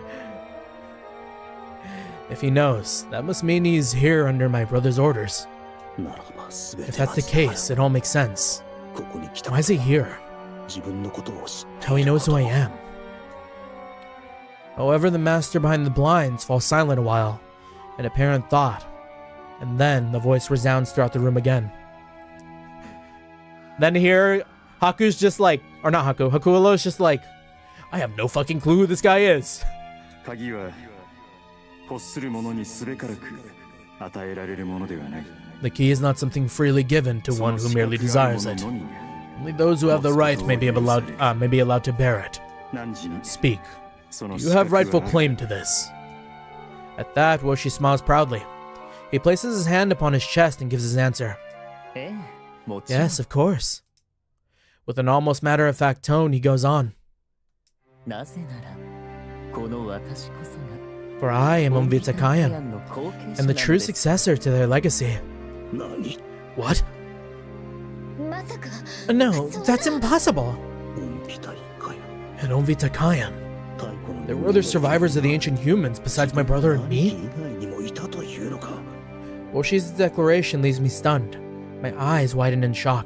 このことを兄貴は知っていたのかいや知らない方がおかしい Did he ever come to the meetings?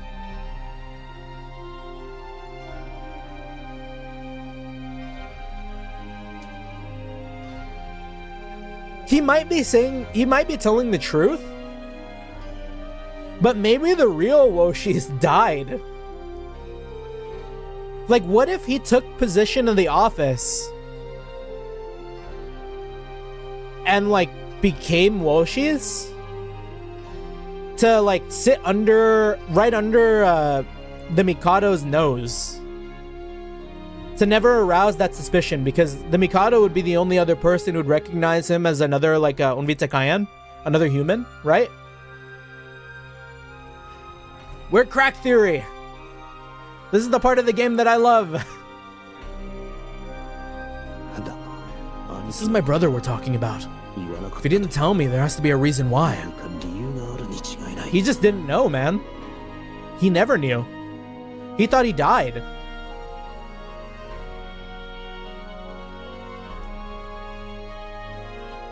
Noting the shock in my expression, Woshi speaks to me with an almost patronizing tone. その顔どうやら信じ Judging ら from れ your ない face, とい this った must 感 be じ rather hard to believe. では Very well. 恩美大会 As proof that I am an Onvita Kayan, allow me to reveal the knowledge I possess 新人計画 about the True Humanity Project. Or perhaps more accurately, the Iceman Project. まさか Impossible. そのこと He knows about that too? So he really is. Yeah, of course Hakuulo would like kind of flinch at the Iceman Project mention. In the stifling silence, everyone's eyes fall upon Woshi's. Yeah. さて Now then, どこ where か to らお start? 話ししましょうか Well, I suppose at the very beginning, そう no? ですねかつてこの The beings that 世界の once ruled this 全てを world and flourished upon it. 繁栄を The Honvita Kayan. 彼らは全て Their desire was limitless, 全てを and for the most part, they acquired everything they sought, しかしたった save one thing, 手にそう and that was longevity. So advanced was their civilization that their accomplishments outstripped their very existence. Their lifespans dwindled. They soon realized their demise was a reality they could not escape, and deemed themselves incomplete as a species, doomed by their imperfection. So an idea occurred. If they were incomplete as a race, then why not simply become complete? Such was their hubris. Still, I suppose that was one of their greatest assets. That unyielding avarice inspired countless attempts to evolve themselves, and eventually, the True Humanity Project. Indeed, the fruits of their labor to advance humanity into a higher, more true state of being, and the origin of all that we know.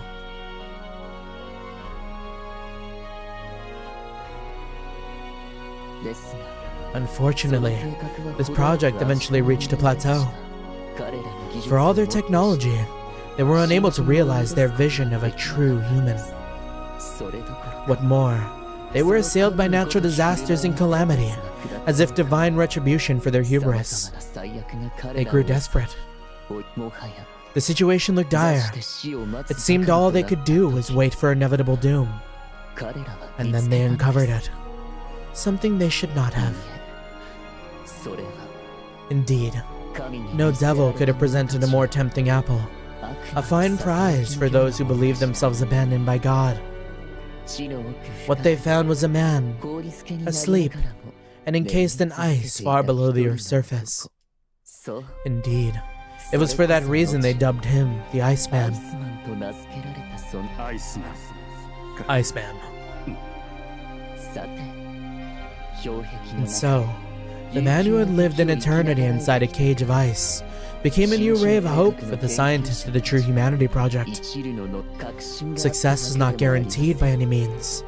They could only hope the man's extraordinary vitality would lead to some clue for their own survival. However, their test proved that this Iceman held more secrets than mere longevity.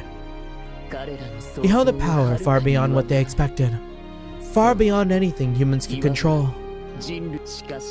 Even so, he became the focal point of their research, and so their project itself evolved to become the Iceman Project. Progress continued.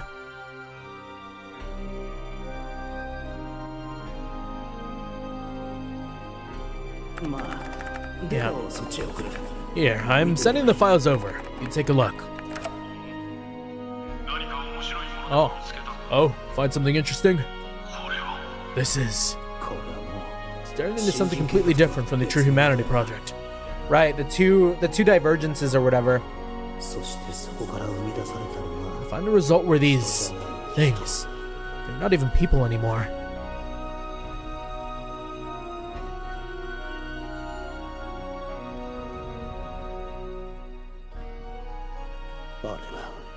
So that's what changed everything.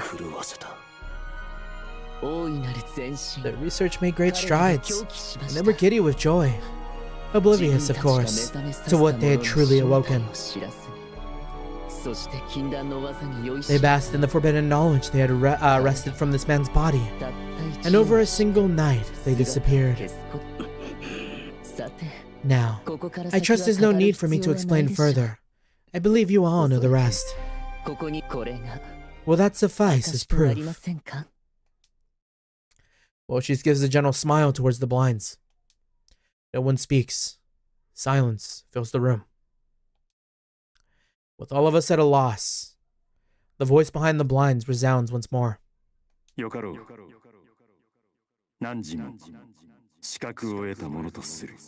Haku barely even knew about the Ice Project himself, including Mikado, since they were never involved in the project themselves, yeah. Yeah, that's very telling. He could also be a survivor from that project, right? Very well. You are indeed one who bears the right. Then I shall ask the both of you, what do you intend to do once the master key is in your possession? I still can't see anything behind those blinds. Still, I feel like I'm being gripped in a massive hand, while cold eyes of judgment stare down.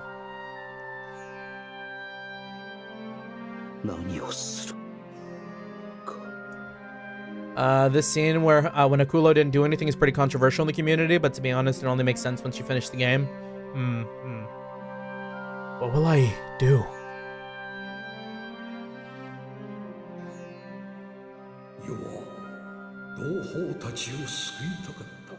I wish to save my brethren. A key. Indeed. A key to everything. With that key, one may restore life to these ancient facilities. The ruins would hum with power and purpose once more. If I could only acquire this key, I thought perhaps I would be able to unlock some way to save my brethren.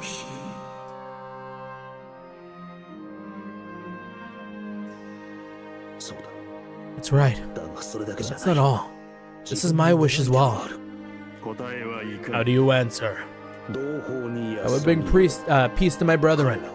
I wish to release them from their shackles.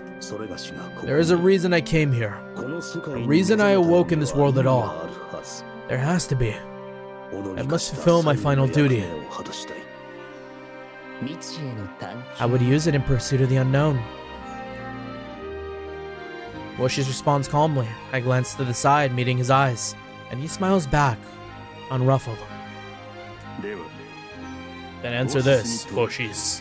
What of the unknown do you wish to know? Everything. And what would you do with this knowledge? I, like Lord Oshtar, would naturally wish to bring peace to my former brethren. Damn, Woshis really did the... What's that game show? Is it Who Wants to Be a Millionaire? Where, like, you guess a number? Like, we said, like, 300, and then he said 301, and he won. The natural duty, surely, of one who would succeed their legacy. Yet that is mere obligation to me. But the desire to know all, this infinite curiosity is what makes us human. I cannot explain it with knowledge. But he realized that was their downfall. In order to quench their thirst for knowledge, they sought to attain something beyond their reach. Yet you will still seek knowledge. Woshis looks down in silence. For a moment it seems like he's at a loss for words, but I hear a strange sound from him as his shoulders shake. He's laughing. After a moment, Woshis manages to suppress his laughter, and he faces the blinds once more with a cold smile on his face. Indeed, those words carry quite the weight when coming from you, Iceman. Or perhaps, you'd prefer to be addressed as the Onkami Utsalementia. What? What did he just say? I look quickly back at the blinds, eyes wide. Really, must I answer this question? I am human, and so I still praise the name of the Onbitakayan, for they truly exemplify the human spirit. It is precisely their nature that birthed an entirely new race of people, the ones that inhabit this land today. Woshis, you. Perhaps I've said too much. But you do understand now, don't you? I am the truly worthy inheritor of the Master Key. Yes, as the successor of humanity, I shall carry on the Mikado's legacy. I alone deserve to inherit the treasures of mankind. The Mikado's legacy. Is that what my brother said he'd pass on to me? The Mikado was a great man, and wise, but he made one grave mistake. That's the first time we've seen Woshi's like kind of angry. A gentle smile on Woshi's face contorts to a snarl of vicious rage. And that was choosing you as his successor, and not I, Oshtor. No, Haku! The man was simply never thorough enough with his plans. He was worshipped as a god incarnate, but in the end, he was only human. Nothing more. Inexcusable. Your words are a grave insult to the Mikado and to our master. The twins tense, as if ready to lunge at Woshi's. In turn, the Yantan and Watabe step in front of Woshi's, preparing to protect their own master, but a flash of radiant light sparks between the two sides. Both twins and Yantan Watabe stagger back, recoiling as if struck. What was that just now? I will have calm. This is a sacred place. I warned you before. I will allow no violence here, even if the perpetrator is an Onvita Kayan. If you truly wish to disturb the peace, Disturbing the peace. then I'm afraid I am bound by duty to oppose you. Uthari's voice is full of sorrow as she takes a graceful step forward. An overpowering presence emanates from her. None of us dare move. Woshi smiles wryly, examining her. We've certainly no interest of incurring the wrath of one of the line of Mutsumi. But neither do you intend on leaving quietly, I imagine. I won't deny it. For our part, we shall not give up the Master Key without a fight. That's right. Whatever you say, I know you're not worthy of my dear mother's key. And what do you propose we do? Very well. Relocation is in order. You're sure of this? If neither side intends on backing down, the outcome must be decided by a display of power. That is as far as a compromise I'm willing to make. Understood. As you wish. Very well. It hardly matters how it must be done. As long as the victor earns the right to take the Master Key, I shall happily indulge you. Woshi smiles, passing a condescending look over us. Woshi's. I have a bad feeling about this. This feels ominous in a way I've never felt before. I can't get a read on him.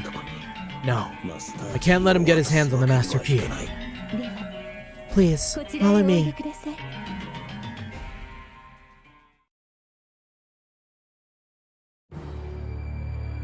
He's a rat, but he's kind of a bad rat. The doors before us open and the vast expanse lies before us once more. It seems Uthari has chosen the grounds in front of the shrine as our battlefield.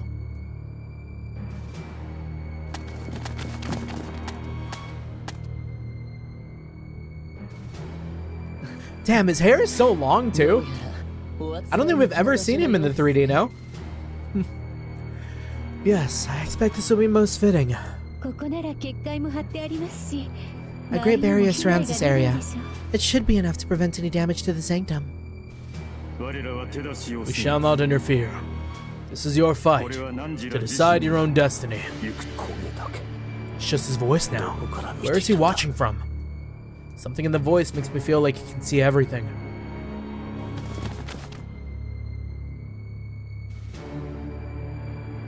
Gosh, he has such a cool design. Well, that would seem to be our cue. But are you sure you want to go through with this? Naturally. I do not intend to give up the Master's Key to you, or the Master Key to you. Give it up. I don't believe the Master Key strictly belongs to you, though. Am I wrong? But neither is it yours. The bulge? Did he have a bulge? Huh. We shall see, won't we? Oh, you know what? Kinda. Yeah, his outfit is kind of horse jockey-ish, now that you mention it. Could that be it? He's so composed. Seems very confident about this. As I thought. He's no ordinary advisor. And the Yantam Watabe are likely more than they seem. We're greatly outnumbered no matter how you look at it. Most of us aren't skilled in close quarters combat. And I don't have time to plan. But if I back off now, Woshi's gets the Master Key. What's the best course to take here? Dear Mother, will you not lend us your aid? Kuon, if you truly wish to help this man, that's your decision to make. I have no say in it.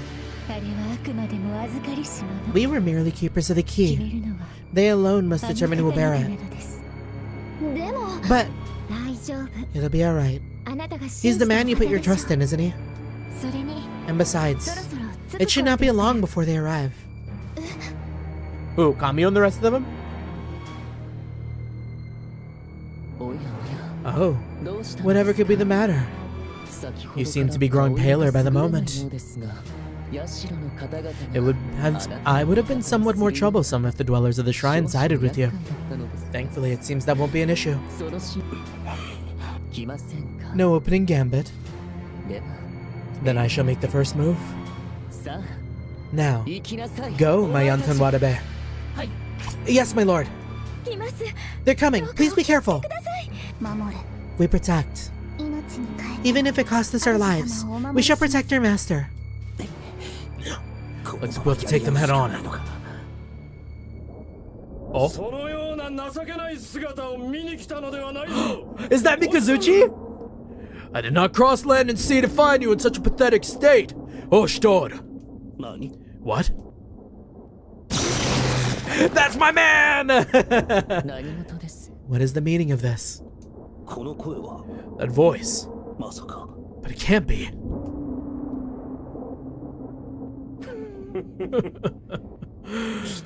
Well, this is a merry little welcoming party. You're... It can't be. No. I should have expected that you would have escaped death. Yeah! That's our friend. He's not gonna kill us, right? Kept you waiting, huh?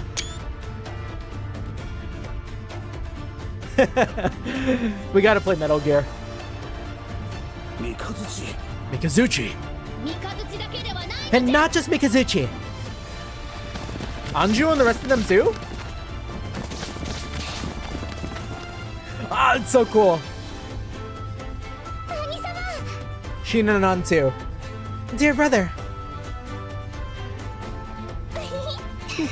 The gang's all here. Sorry for our tardiness. Yeesh, buddy. Could have at least said something before you left, yeah? That's right, Osh. Don't close yourself off from us. Goodness. I really do wish you'd make more work for us. You wouldn't make more work for us. Brother, are you hurt? Or are you unhurt? All of you. Oshtor, what do you think you're doing rushing out here unbidden? Or unbidden? I do not recall permitting such an excursion. I demanded a reason from Mikazuchi, but he refused to answer. All he would say was that you were in grave danger. How dare you make me worry over you? You're the High Commander of Yamato. For someone of your status to steal away in the night. We will discuss this later. Punishment from Munechika? Don't mind if we do. This is a personal matter. I cannot involve all of you in this. Let alone Yamato. If you would say that, then taking back the country was only a selfish desire of mine. Yeah, you aided me in that endeavor. All it means is that I may return the favor here. Oshtor, the path you walk is my responsibility too. I do not know why you're here, but I have placed my faith in you, dear brother. I do not wish to lose anyone else. I do not wish to lose you, Sir Oshtor. Don't go playing the martyr just because it's some personal crap, yeah? We came all this way for you, boss. Yeah, we came all this way. Indeed. This is now a personal matter of our own. I dare say you understand, don't you, Oshtor? That's right. I won't let you forget. We're sworn brothers. But... And me too. Don't bother. They're all here of their own volition. When it comes to you, it seems they'll even accept the word of a former enemy like me. It was the same way. It's as though you've been blessed with good comrades, just like him. Of course.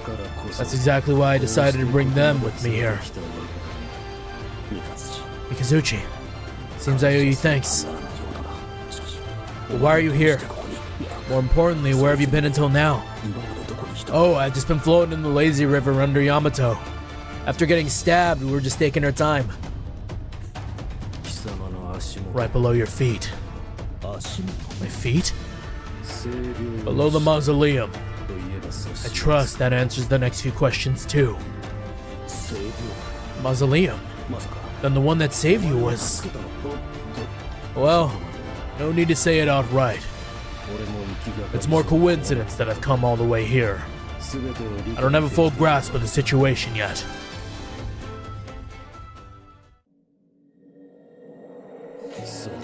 That's right.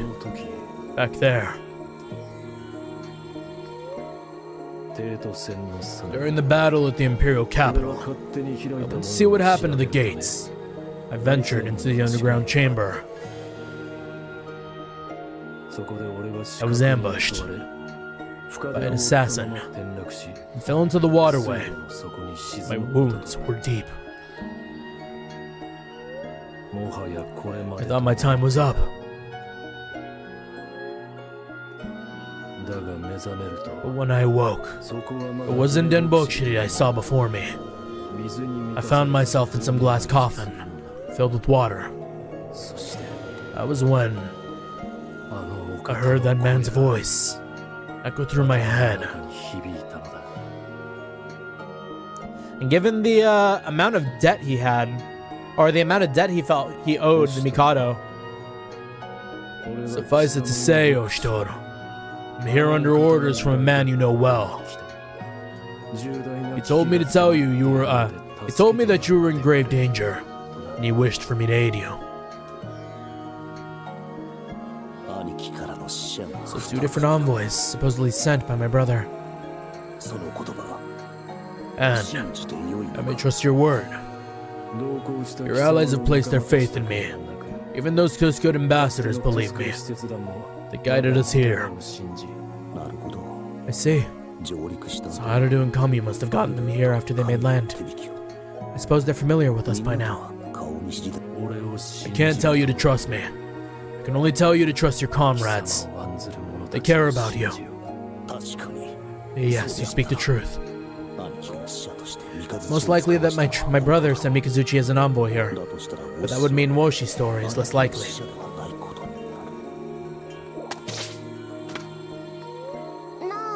Hey, what are you two whispering about over there? Looks to me like they're all ready. I just beat them up like usual, right?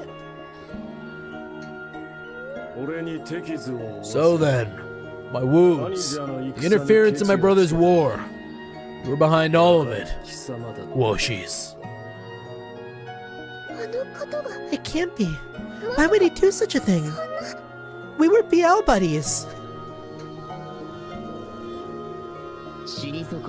All done then. Emotional reunion's quite finished. I'm growing bored. And that man's being remarkably uncooperative by staying alive. I never would have imagined that you would be the true puppet master. Guess the Imperial capital's been rotten from the start, yeah? Indeed. And for all this time, you've dared to call yourself a fellow of the 8 Pillar Generals? With nary a flicker of guilt? I'm more impressed he managed to keep this side of him a secret. Well, one gets used to such things. I have to ask though, are you alright? The healing pod may have closed your wounds, but I sincerely doubt you're in peak condition. True. I'm in no state to call on the true power of my Akuruka. But that hardly matters, does it? A fine warm-up is what I need just before I return to my position. If you wish to beg for mercy, I suggest you do it now. After all, you face the twin shields themselves. You seek something dear to Oshtor, and I will not allow you to take it. You will stand down. That's an imperial order. I see. I suppose I do need to consider the will of the previous Mikado. Well, if that is your wish, my liege, I suppose I have no choice. It would seem I must now defect. I must cordially refuse.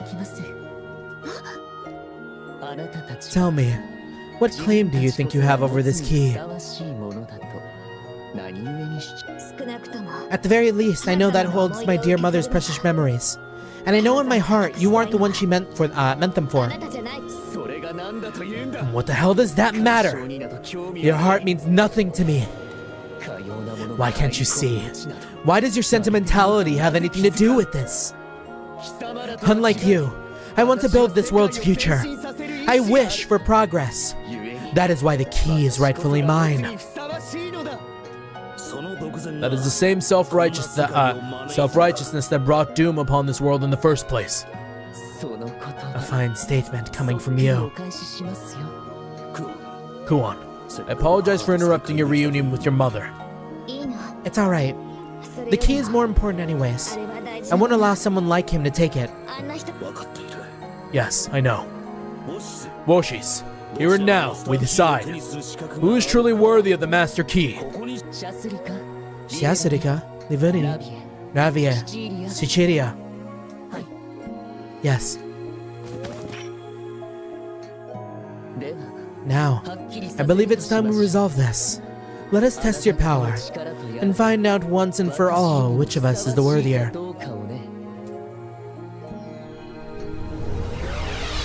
Okay, Archelaus, there's no way I'm stopping right before this fight. I think we gotta beat ass.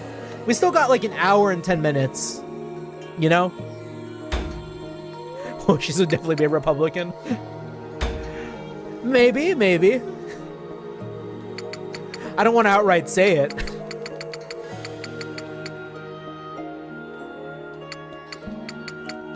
Let's see. Also, this music for the fight is interesting. Okay, of course. Oh, okay, we have Mikazuchi regardless. Good. Ururu barely moves. We'll put her here. Maybe we'll also throw, like... Kuon goes good here, too. It's a difficult fight. It's gonna take a while. We can save, like... mid-fight? No? Although, I don't know. If it gets to, like, a second phase... Yeah, let's look at the enemies. Right. View map. 685, 70, 690. Oh, damn.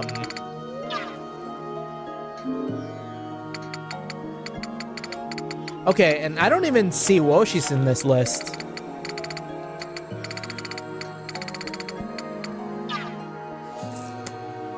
Okay. Archelaus, thank you. Thank you for being like the voice of reason on my shoulder. Yeah, we're gonna come back to this next week. Just like a big ol' fight. But yeah, I think in that case, yeah, a bit of a quick stream today. But yeah, I wanna do some editing for the clips that I'm gonna have to post on Wednesday. Probably Wednesday is when I'm gonna post the clips.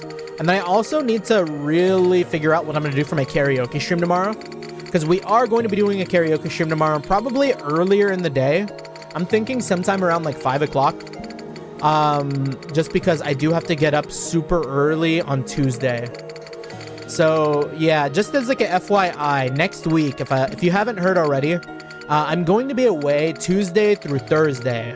So we're only going to have our karaoke stream on Monday and then whatever comes after, which is like our Friday through Sunday lineup.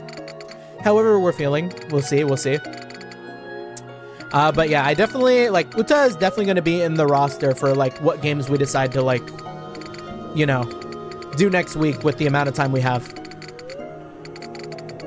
Yeah, GG on Touching Grass. Definitely. Yeah, it's a little bit of a trip onwards to Arizona. We're going to be, like, towards, like, the rivers and lakes and stuff. So, very much a Touching Grass moment. But yeah, that being said, for everyone who stopped by, always appreciate the company. Thank you. Happy Sunday. Happy Monday. I'm going to get straight into that editing work. GG's. Thank you. Till next time. Peace.